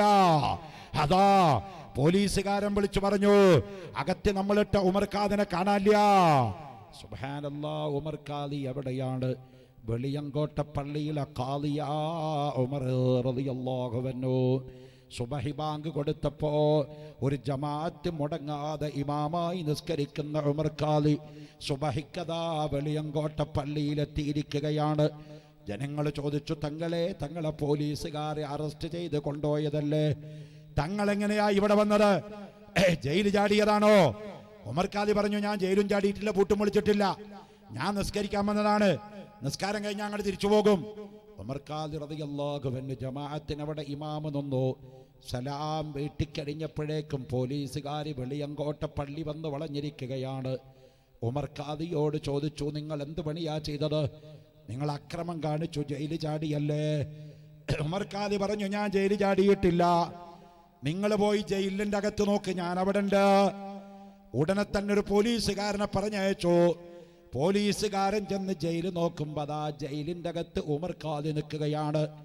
വെള്ളിയങ്കോട്ട പള്ളിയിൽ ജമാഅത്ത് നിസ്കരിച്ച ഉമർ ഖാദി, ഇവിടെ നിൽക്കുന്ന ഉമർ ഖാദി അവിടെ നിന്ന ചരിത്രമുണ്ട്. ഇതിൽ ഇസ്ലാമിൽ പ്രാമാണികമായ ചരിത്രമുണ്ട്. ഔസുല്ലാദമിന്റെ ജീവിതം നോക്കിയ ബഹജ പറഞ്ഞിട്ടുണ്ട് ഈ സംഭവം. ഒരേ സമയത്ത് മുഹയ്യദ്ദീൻ ഷെയ്ഖ് രണ്ടാളായ സംഭവം ബഹജ തുടങ്ങിയ കിതാബുകളിൽ ഉദ്ധരിച്ചിട്ടുണ്ട്. അത് മുഹയ്യദ്ദീൻ മാലയിൽ ബൈത്തായി ചൊല്ലിയിട്ടുണ്ട്. ചരിത്രത്തിൻ്റെ സമയം വൈകി പോകുന്നത് കൊണ്ട് ഞാൻ ചുരുക്കുകയാണ്. അതുകൊണ്ട് അഷ്റഫുൽ ഖൽഖ് മുഹമ്മദുർ റസൂലുള്ളാഹി സല്ലല്ലാഹു അലൈഹി വസല്ലം തങ്ങളെ പ്രിയം വെക്കാൻ ഏറ്റവും വലിയ മരുന്ന് സലാത്താണ്. ആ ഉമർ ഖാദി സലാത്തിൻ്റെ മുഹിബ്ബായിരുന്നു. ആ സലാത്ത് ചൊല്ലിയ ഉമർ ഖാദി അല്ലാഹുവിൻ്റെ റസൂലിൻ്റെ റൗളയുടെ മുമ്പിൽ ചെന്ന് വിളിച്ചു പറഞ്ഞതാണ്, യാ അക്റമൽ ഖുറമാ അലാ ഇതാബികു ഉമറുൽ ഫഖീറുൽ മുർതജീൽ ജനാബികു ارجل عطا على البكاء ببابك والدمع من عينيه سال سجيما صلوا عليه وسلموا تسليما. അവിടുത്തെ റൗളയുടെ ചങ്ങല പൊട്ടിച്ച് കളഞ്ഞല്ലോ. അഹ്മദുൽ കബീർ റിഫായി തങ്ങൾ ബൈത്ത് ചൊല്ലിയപ്പോ ഫഅഖറജ റസൂലുള്ളാഹി സ്വല്ലല്ലാഹു അലൈഹി വസല്ലം യദഹുൽ മുബാറകത്തുൽ മുഅല്ലമ ഫതഖബ്ബല ശൈഖ് അഹ്മദുൽ കബീർ റിഫായി ثم غابت يده സ്വല്ലല്ലാഹു അലൈഹി വസല്ലം. ഹബീബ് നബി സ്വല്ലല്ലാഹു അലൈഹി വസല്ലം തങ്ങൾ റൗളയുടെ അകത്തുനിന്ന് കൈ കാണിച്ചു കൊടുത്തല്ലോ. നബി തങ്ങളുടെ കൈ ചുംബിച്ചല്ലോ. റിഫായി ശൈഖിന് കാണിച്ച മുഅ്ജിസത്താണത്. അല്ലാഹുവിന്റെ റസൂൽ കയ്യങ്ങ് കാണിച്ചു റോളയുടെ അകത്തുണ്ട്. അങ്ങനത്തെ വലിയ സംഭവങ്ങളുണ്ട്. അവരൊക്കെ സലാത്ത് കൊണ്ട് നേടിയതാണത്. സലാത്ത് ചെല്ലുമ്പോൾ നമ്മുടെ ലക്ഷ്യം എന്താണ്? ആഖിറമാകണം. ആഖിറം വെച്ചാ ദുനിയാവും കിട്ടും. തൻഹല്ലു ബിഹിൽ ഉഖദു വതൻഫർജു ബിഹിൽ ഖുറബു വതുഖ്ലാ ബിഹിൽ ഹവായിജു വതുനാലു ബിഹിൽ റഗായിബു വഹുസ്നുൽ ഖവാതിമി വയുസ്തസ്ഖൽ ഗമാമു ബിവജ്ഹിൽ കരീം. സലാത്തുൻ നാരിയത്തിന്റെ അർത്ഥം പഠിക്കണം നമ്മൾ. സലാത്ത് കൊണ്ട് നേടാവുന്ന കാര്യമാ പറഞ്ഞു വെച്ചത്. തൻഹല്ലു ബിഹിൽ ഉഖദു, പ്രതിസന്ധികൾ മറികടക്കും ഏത് കാര്യവും. ഞാനിവിടെ വന്നു മളുകറിന്റെ അകത്ത് കയറിയപ്പോ ബഹുമാനപ്പെട്ട മഹാനായ ഉമർ അൽ ഫാറൂഖ് അൽ ബുഖാരി പസോട്ട് തങ്ങൾ നവ്വറല്ലാഹു മർകദഹു വനഫഅനാ ബിബറകാതിഹി വബിഉലൂമിഹി ഫിദ്ദാറൈൻ, തങ്ങളുടെ പ്രിയപ്പെട്ട മകൾ ആ തൊട്ടടുത്ത റൂമിലിരുന്നിട്ട് ഒരാൾക്ക് വെള്ളം മന്ത്രിച്ചു കൊടുക്കുകയാണ്. എത്രയോ ആളുകൾ അവിടെ മന്ത്രിക്കാൻ വേണ്ടി കാത്തു നിൽക്കുകയാണ്. അപ്പൊ തങ്ങൾ എന്നോട് പറഞ്ഞു, ഉസ്താദേ, ഈ സലാത്ത് വാപ്പ ഇവിടെ സ്ഥാപിക്കുമ്പോ വാപ്പാട് ആഗ്രഹം പണപ്പിരിവ് നടത്തലല്ല, ഇതൊരു കമ്പോളവൽക്കരണമല്ല, ഇതൊരു ബിസിനസ് അല്ല. ആലിമീങ്ങളെ ഒരുമിച്ച് കൂട്ടുന്ന, പണ്ഡിതന്മാരെ ഒരുമിച്ച് കൂട്ടുന്ന ഇജാബത്തുള്ള മജ്ലിസാകുന്ന സലാത്താവണം. ഇവിടെ നിൽക്കുന്ന ആളുണ്ടല്ലോ, എത്രയോ വർഷമായി കല്യാണം കഴിച്ചിട്ട് ഗർഭമില്ലാത്ത പെണ്ണാണ്. ഇവിടുന്ന് സ്വലാത്ത് ചൊല്ലി വെള്ളം മന്ത്രിച്ചതിന്റെ പേരില് ആ പെണ്ണിന് ഗർഭമുണ്ടായി. സലാത്തിൽ ഹിന്ദുക്കൾക്കും മുസ്ലിങ്ങൾക്കും ഒക്കെ വിശ്വാസമുണ്ട്. ഞാൻ ഈ കമ്മീഷന്റെ മെമ്പർ ജഡ്ജായി 8 കൊല്ലം ഇരുന്ന് ഒരു ദിവസം തിരുവനന്തപുരത്തുനിന്ന് ആലങ്കോട്ടേക്ക് എത്തിയത് എൻ്റെ കാറ് അവിടെ വണ്ടി സ്റ്റോപ്പായി. എല്ലാം റോഡ് ബ്ലോക്കാണ്. കാറിൽ അന്ന് ലൈറ്റും കൊടിയൊക്കെ ഉള്ള കാറായതുകൊണ്ട് ആളുകൾ ഇങ്ങനെ ശ്രദ്ധിക്കുമല്ലോ. ഒരു പർദ്ദ ധരിച്ച പെണ്ണ് എൻ്റെ കാറിൻ്റെ അരികിലേക്ക് വന്നു. അപ്പോൾ സാധാരണ ഇങ്ങനെ വരുമ്പോൾ നമ്മൾ എന്തെങ്കിലും വലിയ പോക്കറ്റിൽ വല്ല ചോദിക്കാച്ചൊരു വേഗം 10 റുപ്യ എടുത്ത് പർദ്ദയ്ക്ക് വെച്ച് എണ്ണയല്ലേ കൊടുത്തുകളെ അമ്മയെ ഒഴിവാക്കാം. ഉസ്താദെ, ഞാൻ കൈ നീട്ടാൻ വന്നതല്ല. പിന്നെ എൻ്റെ കുട്ടിക്ക് പനി തുടങ്ങിയിട്ട് 10 മാസമായി, നിൽക്കണില്ല. ഞാൻ ആശുപത്രിയിൽ പോയി വരിക. ഉസ്താദിനെ കാറിൽ കണ്ടപ്പോൾ ഏത് ഉസ്താദാണെന്ന് എനിക്കറിയില്ല. തലക്കെട്ടൊക്കെ കെട്ടിയിട്ടാലോ ഇരിക്കുന്നത്. ഉസ്താദ് എൻ്റെ കുട്ടിനെ ഒന്ന് മന്ത്രിച്ച് തരണമെന്ന്. സ്റ്റേറ്റ് കാറിലായിരിക്കുന്നത്. DGPയുടെയും മുകളിൽ ചീഫ് സെക്രട്ടറിക്ക് തുല്യമായ പദവിയിലിരിക്കുന്ന ഞാൻ നടുറോട്ടിൽ വെച്ച് ഒരു കുട്ടിയുടെ തലയിൽ പട്ടാപ്പകല് മന്ത്രിക്കുന്നത് ഇന്ത്യൻ ക്രിമിനൽ ആക്ടില് ക്രിമിനൽ കുറ്റമൊന്നുമല്ല. പക്ഷെ ചെറിയൊരു വിഷമം ഉണ്ടാവും. അങ്ങനത്തെ പോസ്റ്റിലൊക്കെ ഇരിക്കുന്ന മന്ത്രിക്കുക എന്ന് പറഞ്ഞാൽ ആളുകൾ കാണുമോ. ഞാൻ ആ സ്ത്രീയോട് പറഞ്ഞ അടുത്തേക്ക് വരൂ, ആ കുട്ടീനെ അടുത്താക്കാൻ പറഞ്ഞു. ആ കുട്ടിയുടെ കയ്യിൽ തലക്കൽ വെച്ചു സലാത്തു താജും തിബ്ബിൽ ഖുലൂബും സലാത്തുൻ നാരിയത്തും 3 ചൊല്ലി. വനുനസ്സിലു മിനൽ ഖുർആൻ മാ ഹുവ ശിഫാഉൻ വറഹ്മത്തുൽ മുഅ്മിനീൻ അല്ലാഹുമ്മ ഇശ്ഫി. ഒറ്റ ഊത കൊടുത്തു, പോയിക്കോളൂ, ഇനി പനി ഉണ്ടാവില്ല. ഇതങ്ങ് പോയി. അപ്പോഴേ 2 പോലീസുകാർ എൻ്റെ നേർക്ക് വരുന്നു. പോലീസുകാർ വരുമ്പോൾ ഞാൻ ഡ്രൈവറോട് പറഞ്ഞു, എന്തോ പുലിവാലുണ്ട്, വരട്ടെ. നീർക്കോലിനെ പേടിച്ചിട്ട് രാജവമ്പാല ഓടേണ്ട ആവശ്യമില്ലല്ലോ, അതുകൊണ്ട് വരട്ടെ. വരുമ്പോൾ നമുക്ക് എക്സ്പ്ലനേഷൻ കൊടുക്കാം. ആ പോലീസുകാർ ഹൈവേ പെട്രോളിങ്ങിലുള്ള ഒരു SIയും ഒരു അഡീഷണൽ SIയുമാണ്. അവരെൻ്റെ അടുത്ത് വന്നിട്ട് വളരെ ബഹുമാനത്തോടെ പറഞ്ഞു, സാർ, ഞങ്ങളൊരു കാര്യം ചോദിച്ചാൽ സാറിന് വിഷമാവോ? എൻ്റെ പൂർണ്ണ വിശ്വാസം സാറിനെ പോലത്തെ ഒരാൾ പട്ടാപ്പകൽ റോട്ടിലിരുന്ന് ഔദ്യോഗിക കാറിലിരുന്നിട്ട് മന്ത്രവാദം ചെയ്തിട്ട് ജനങ്ങളെ സ്വാധീനിച്ചിട്ട് പിന്നെ എന്തു അങ്ങോട്ടും ഇങ്ങോട്ട് ഡാഷ് ഡാഷ് ഡാഷ് ഡാഷ് വക്കീലന്മാരുടെ ഭാഷയിൽ എന്തു ചെയ്താലോ പോലീസുകാർക്ക്, അവർക്ക് FIR ഉണ്ടാക്കുക എന്തു ചെയ്താൽ അധികാരമുണ്ടല്ലോ, അത് പറയാനാവും. പക്ഷേ ഈ പോലീസുകാരൻ പറഞ്ഞ് തിരിച്ചാ, സാറിന് വിഷമല്ലെങ്കിൽ ആ കുട്ടീനെ മന്ത്രിച്ച പോലെ ഞങ്ങളെയൊന്ന് മന്ത്രിച്ചു തരണം. ഞങ്ങൾ ഈ ഹൈവേയുടെ തീരത്ത് പണിയെടുക്കുമ്പോൾ പട്ട പകലുകൾ നിൽക്കുമ്പോഴോ കണ്ണിങ്ങനെ അറിയാതെ ഉറങ്ങാം, ആരോ ഞങ്ങൾക്ക് കണ്ടുപറ്റിയിട്ടുണ്ട്. അതുകൊണ്ട് ഉസ്താദുമാര് മന്ത്രിച്ചാല് വലിയ ഇഫക്റ്റീവാണ്, അതുകൊണ്ടൊന്ന് മന്ത്രിച്ചു തരണം പറഞ്ഞു. എന്നാ തൊപ്പി ഊരാൻ പറഞ്ഞു. ഞാൻ തൊപ്പിൻ്റെ മുകളിൽ ഊതിയിട്ട് കാര്യമില്ല, ആ തൊപ്പിക്കേ പിടിക്കുള്ളൂ, തലയിൽ ഊതണം. തൊപ്പി അയച്ചു പറഞ്ഞു. തൊപ്പി അയച്ചു, മന്ത്രിച്ചു കൊടുത്തു. താങ്ക് യു പറഞ്ഞു. സാറിന് ചായ വല്ലതും വേണോ? ഒന്നും വേണ്ട, കുഴപ്പമുണ്ടാക്കാതെ പോയി തന്നാൽ തന്നെ വലിയ ഉപകാരമായി. ഞാൻ പറയുന്നത് ഈ മദ്ഹർ എന്ന് പറയുന്ന സ്ഥലം ഞാൻ 28 കൊല്ലം മുമ്പ് ഈ പൊസോട്ട് മക്കാം ഉറൂസിൽ പ്രസംഗിക്കാൻ വരുമ്പോൾ മഹാനായ തങ്ങളവർകൾ അന്നവിടെ മുദർരിസാൻ, എത്രയോ കുട്ടികൾക്ക് ദർസ് നടത്തുകയാണ്. ഞാനന്ന് മർക്കസു സഖാഫത്ത് സുന്നിയയിൽ നിന്ന് മുത്തവ്വലിനെ പഠിക്കുക 28 കൊല്ലം മുമ്പേ. ഞാനവിടെ പ്രസംഗിക്കാൻ വരുമ്പോൾ തങ്ങള് എനിക്കിവിടെ താമസിക്കാനെന്ന് ഒരു വീട്ടിൽ സൗകര്യം ഒരുക്കിയിട്ടുണ്ട്. തങ്ങൾ എന്നെ പ്രസംഗിക്കാൻ കൊണ്ടുപോയി. പ്രസംഗം കഴിഞ്ഞ് തങ്ങൾ ഇറങ്ങി വന്ന് അതിൻ്റെ താഴത്തുള്ള വീട്ടിൽ എന്നെ കിടത്തി ഉറക്കി. ഞാൻ ഉറങ്ങി എന്ന് ഉറപ്പ് വരുത്തിയിട്ടാണ് ഒരു മുത്താലിമായ എന്നെ കൊണ്ടുപോയത്. അത്ര ബഹുമാനമുള്ള തങ്ങന്മാരുണ്ടോ? അള്ളാഹുവേ, വലിയ മഹാന്മാരായ സയ്യിദന്മാർ, ആ മഹാന്റെ ഖബർ അള്ളാഹു ദറജ ഉയർത്തി കൊടുക്കട്ടെ. ആമീൻ. അവരുടെ ബറക്കത്താണ് ഈ സ്ഥലമൊക്കെ. അന്ന് പണ്ടത്തെ നമ്മുടെ ഭാഷയിൽ പറയുകയാണെങ്കിൽ പുല്ല് മുളക്കാത്ത സ്ഥലം കിടന്നിരുന്ന ഈ സ്ഥലം. ഒരു മനുഷ്യങ്ങൾ തിരിഞ്ഞു നോക്കില്ല. ഇവിടെ ഇങ്ങനെ ഒരു മദ്ഹറുൽ അജായിബ് വരുമെന്ന് ലോകത്ത് സ്വപ്നത്തിൽ ഒരാളും ചിന്തിച്ചിട്ടില്ല. തങ്ങളുടെ കറാമത്താണ്, അഹ്ലുബൈത്തിന്റെ ബറക്കത്താണത്. അഹ്ലുബൈത്തിനെ പിടിച്ചവർ, അവരെ പിടിച്ചവർ അല്ലാഹു പരാജയപ്പെടുത്തില്ല. അല്ലാഹുവിന്റെ റസൂലിന്റെ കുടുംബത്തിനെ സ്നേഹിക്കലാണ് നമ്മളോട് ഖുർആനിൽ പറഞ്ഞ ഏറ്റൊരു വാചകം. ഈ ഒരുമിച്ച് കൂടി എല്ലാവരും ബഹുമാനപ്പെട്ട തങ്ങളോടുള്ള മഹബത്ത് കൊണ്ട്, ഹബീബ് റസൂലുള്ളാഹി സ്വല്ലല്ലാഹു അലൈഹി വസല്ലം തങ്ങളുടെ സലാത്തിനോടുള്ള മഹബത്ത് കൊണ്ട് വന്നവരാണ്. അല്ലാഹുവേ, ഈ ഇവിടെ ഒരുമിച്ച് കൂടി ഇവർ രോഗങ്ങളുള്ളവരുണ്ട്, പ്രയാസങ്ങളുള്ളവരുണ്ട്, പ്രതിസന്ധികളുള്ളവരുണ്ട്, പ്രശ്നങ്ങളുള്ളവരുണ്ട്. എല്ലാം റസൂലുള്ളാഹിന്റെ സലാത്തിന്റെ ബർക്കത്ത് കൊണ്ട്, ബഹുമാനപ്പെട്ട സയ്യിദിന്റെ ബർക്കത്ത് കൊണ്ട് എല്ലാം നീ നിറവേറ്റി കൊടുക്കണേ അല്ലാ. രോഗികളുടെ രോഗങ്ങളെ ശഫിയാക്കണേ അല്ലാ. മുറാദുകളെ ഹാസിലാക്കണേ അല്ലാ. വിഷമമുള്ളവരുടെ വിഷമങ്ങളെ തീർക്കണേ അല്ലാ. പ്രത്യേകിച്ച് എനിക്ക് നിങ്ങളോട് പറയാനുള്ളത്, ലോക മുസ്ലിങ്ങൾ ഒരു ക്രിട്ടിക്കൽ സ്റ്റേജിലൂടെ കടന്നു പോകുന്ന ഈ സമയത്ത് മുസ്ലിം സമുദായത്തിന്റെ ഇസ്സത്തിനും അന്തസ്സിനും യശസ്സിനും വേണ്ടി ആമായി നിങ്ങളെല്ലാവരും ദുആ ചെയ്യണം. ബഹുമാനപ്പെട്ട വലിയുല്ലാഹി അന്ത്രുപ്പാപ്പ എപ്പോൾ ദ്വാരക്കുമ്പോഴും, പടച്ചവനെ ലോക മുസ്ലിങ്ങൾക്ക് നീ ഖൈർ ചെയ്യല്ലാ, എല്ലാ മുസ്ലിങ്ങളുടെ കാര്യത്തിനും വേണ്ടി ദ്വാരന്നിരുന്ന ഒരു മഹാമനീഷയായിരുന്നു ബഹുമാനപ്പെട്ട അന്ത്രുപ്പാപ്പ. അള്ളാഹു ഖബർ സ്വർഗ്ഗമാക്കി കൊടുക്കട്ടെ. ആമീൻ. ഞാനൊന്ന് ഓർത്തു പോയതാണ് പ്രിയപ്പെട്ടവരെ, എൻ്റെ പ്രിയപ്പെട്ട സഹോദരന്മാരെ. ഞാൻ ദുആയിലേക്ക് കടക്കുന്നില്ല. ദുആ ചെയ്യാനും അതിനുവേണ്ട ഉപദേശം നൽകാനും സാദാത്യങ്ങളുടെ ഒരു നിര തന്നെ ഇവിടെ നിരന്നിരിക്കുകയാണ്. വന്നപ്പോൾ വേദനാജനകമായ ഒരു ചെറിയ വിഷമം എൻ്റെ മനസ്സിൽ ഇവിടുത്തെ ഉസ്താദുമാരും ഇതിൻ്റെ മാനേജർമാരും എൻ്റെ ശ്രദ്ധയിൽപ്പെടുത്തി. ഈ മഹത്തായ സ്ഥാപനം, ബഹുമാനപ്പെട്ട തങ്ങളുടെ കഠിനാധ്വാനം കൊണ്ട് വളർത്തിയെടുത്ത ഈ മഹത്തായ സ്ഥാപനം, അത് മൊത്തം അത് പെയിൻറ് ചെയ്യാതെ, വൈറ്റ് വാഷ് ചെയ്യാതെ വളരെ ഒരു വിഷമകരമായ ഒരവസ്ഥയിൽ കിടക്കുകയാണ്. അതുകൊണ്ട് അതൊന്ന് വൈറ്റ് വാഷ് ചെയ്ത്, ശുദ്ധി ഈമാനിൻ്റെ പകുതിയാണെന്ന് ഖാല റസൂലുള്ളാഹി. ഒരു ജോഡി ഡ്രസ്സേ ഉള്ളെങ്കിലും അത് നല്ലോണം തിരുമ്പി തേച്ച് വെളുപ്പിച്ച് നടക്കണം. നമ്മൾ അങ്ങനെയാണ് വേണ്ടത്. റസൂലുള്ള ഏറ്റവും നല്ല ശുദ്ധിയോടെ നടന്നതാണ്. അള്ളാഹുവിൻ്റെ റസൂല് എപ്പോഴും അത്ര സുഗന്ധവസ്തു പൂശൽ റസൂലുള്ളാഹിക്ക് വലിയ ഇഷ്ടമുള്ള കാര്യമായിരുന്നു. അപ്പോൾ ഇന്നല്ലാഹു യുഹിബ്ബു തവ്വാബീന വ യുഹിബ്ബുൽ മുതതഖിരീൻ, തൗബ ചെയ്യുന്നവരെയും ശുദ്ധിയുള്ളവരെയും അള്ളാഹു തആല ഇഷ്ടപ്പെടുന്നു.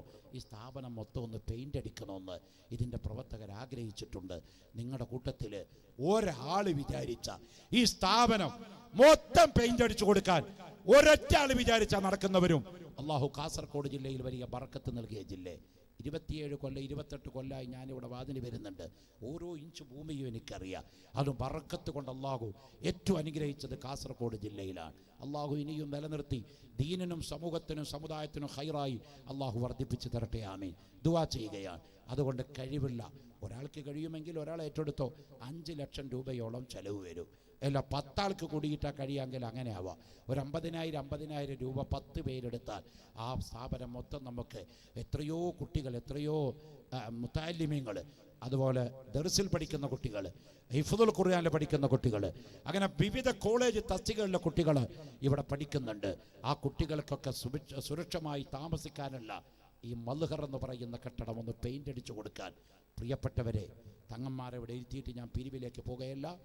ഒരു വ്യക്തി നിങ്ങളുടെ മജ്‌ലിസിൽ നിന്ന് ഒന്ന് എഴുന്നേറ്റിട്ട് ഒരു സംഖ്യ പറ്റുന്ന എത്രയായാലും വേണ്ടില്ല, ഒരു വാഗ്ദാനമായി പറഞ്ഞാൽ മതി. ഉണ്ടെങ്കിൽ ഇപ്പോൾ തന്നാലും കുഴപ്പമില്ല, ഇല്ലെങ്കിൽ വാഗ്ദാനമായി പറഞ്ഞ് ബഹുമാനപ്പെട്ട തങ്ങളുടെ മകൻ ഇവിടെ ഉണ്ട്, ബാക്കിയുണ്ട്, തങ്ങളുടെ ജീവിതത്തിൽ നമുക്ക് ബാക്കി വെച്ച തങ്ങളുടെ പ്രിയപ്പെട്ട മകൻ അനന്തരാവകാശി ഇവിടെയുണ്ട്. ആ പൊന്നു മോൻ്റെ കയ്യിൽ, ആ പൊന്ന് തങ്ങളുപ്പാപ്പാടെ കയ്യിൽ നിങ്ങൾ കൊടുത്താൽ മതി. ബിബർക്കത്ത് റസൂലില്ല. ഈ സ്ഥാപനം പെയിൻ്റ് അടിക്കാൻ വേണ്ടിയില്ല.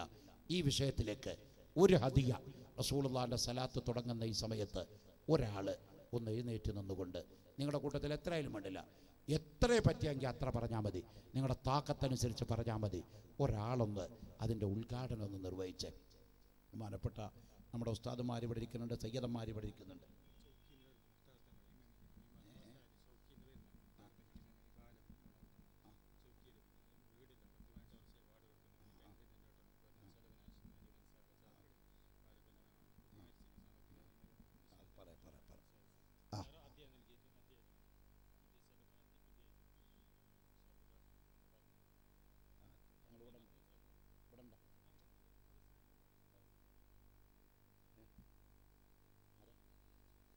അൽഹംദുലില്ലാ, ഈ വിഷയം പറഞ്ഞപ്പോൾ ഞാനൊരു തുടക്കം മാത്രമേ ചെയ്യുന്നുള്ളൂ. പിരിവ് എടുക്കാറിയാണ്ടല്ല, തങ്ങന്മാരവിടെ എത്തിയിട്ട് ഞാൻ ആദ്യം പറഞ്ഞിട്ടുണ്ട്, അവരെ എത്തിയിട്ട് പിന്നെ വയലു പറയില്ല.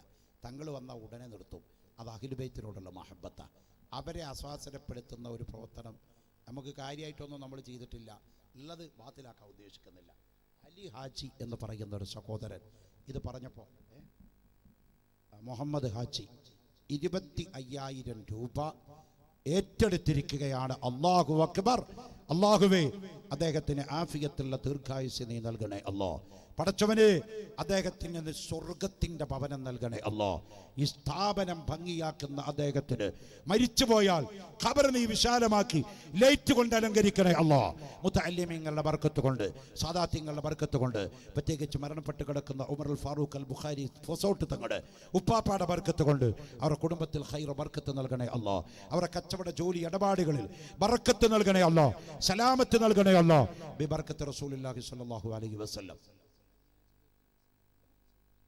മുഹമ്മദ് ഹാജി എന്ന് പറഞ്ഞ സഹോദരൻ ഇപ്പോൾ മുഹമ്മദ് ഹാജി ഇപ്പോൾ ഓൺ ഈ സ്ഥലത്ത് വെച്ചുകൊണ്ട് തന്നെ 5,000 രൂപ, നേരത്തെ അലി ഹാജി 25,000 പറഞ്ഞു, ഇപ്പോൾ മുഹമ്മദ് ഹാജി 5,000 രൂപ ഈ മജ്ലിസിലേക്ക് ഈ വിഷയത്തിന് വേണ്ടി തന്നിരിക്കുകയാണ്. അള്ളാഹുവെ നീ സ്വീകരിച്ച് കബൂലാക്കണേ അല്ലാഹ്. ഇതൊക്കെ തങ്ങന്മാരി അടുത്തു ഞാൻ തോരക്കണേ. ഈ സ്ഥാപനമായിട്ട് അവരുടെ മക്കൾ ധാരാളം, നമ്മളൊക്കെയും സഹകരിക്കുന്ന ആൾക്കാരനെ, 100 രൂപ തരുന്നവരും തരാത്തവരും ഒക്കെ, ഈ വന്നവരും വരാത്തവരും ഒക്കെ ഇതിൻ്റെ അഭ്യതകാംക്ഷികളാണ്. അള്ളാഹു അവർക്കൊക്കെയും നമുക്കൊക്കെയും ഖൈറും ബർക്കത്തും ആഫിയത്തുള്ള ദീർഘായുസും ദീനന്റെ ഖിദ്മത്തിലെ അള്ളാഹു പ്രദാനം ചെയ്ത് തരുമാറാവട്ടെ. ആമീൻ. പ്രിയപ്പെട്ടവരെ, ഇനി ആരെങ്കിലും ഉണ്ടെങ്കിൽ വളരെ പെട്ടെന്ന് പറഞ്ഞാൽ നമുക്ക് സലാത്തിലേക്ക് കടക്കാം. ഞാൻ നിർത്താൻ വേണ്ടി പോകുകയാണ്. ഇവിടെ എന്തോ പറഞ്ഞു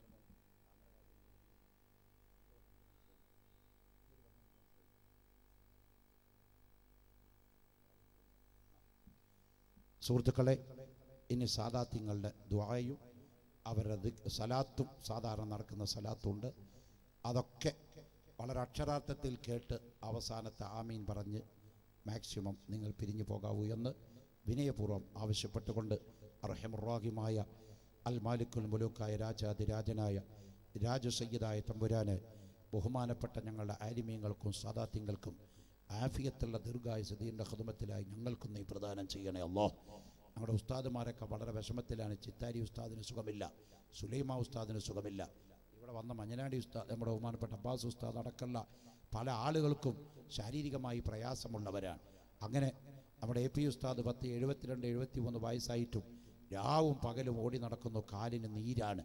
അത് വകവയ്ക്കാതെ ആരോഗ്യം നോക്കാതെ ഓടുകയാണ്. അല്ലാഹുവേ, ദീനിന് പ്രവർത്തിക്കുന്ന എല്ലാ ദീനന്റെ ഖാദിമീങ്ങൾക്കും ഈ ആഖിറു സമാനാണ് അല്ലാഹ്, പ്രവർത്തിക്കാൻ വേണ്ടിയുള്ള ബുദ്ധിയും അക്കലും ഈമാനും ഖുവ്വത്തും ആഫിയത്തും ആരോഗ്യവും ദീർഘായുസ്സും നീ നൽകണേ അല്ലാഹ്. ഞങ്ങൾ ജീവിച്ചിരിക്കുന്ന എല്ലാ ഉസ്താദുമാരെ, എല്ലാ സാദാത്യങ്ങൾ, എല്ലാ ശൈഖ് മശായിഖന്മാർക്ക് ആഫിയത്തുള്ള ദീർഘായുസ് നൽകണേ അല്ലാഹ്. പാവപ്പെട്ട ഞങ്ങൾക്കും നൽകണേ അല്ലാഹ്. പടച്ചവനെ, ലോക മുസ്ലിങ്ങൾക്ക് ഇസ്സത്ത് നൽകണേ അല്ലാഹ്. ലോക മുസ്ലിങ്ങൾക്ക് ബറക്കത്ത് നൽകണേ അല്ലാഹ്. പടച്ചവനെ, ഗൾഫ് രാജ്യങ്ങളിൽ പെട്രോളിയത്തിൻ്റെ കെമിക്കലിൻ്റെ വില കുറയുകയാണ്.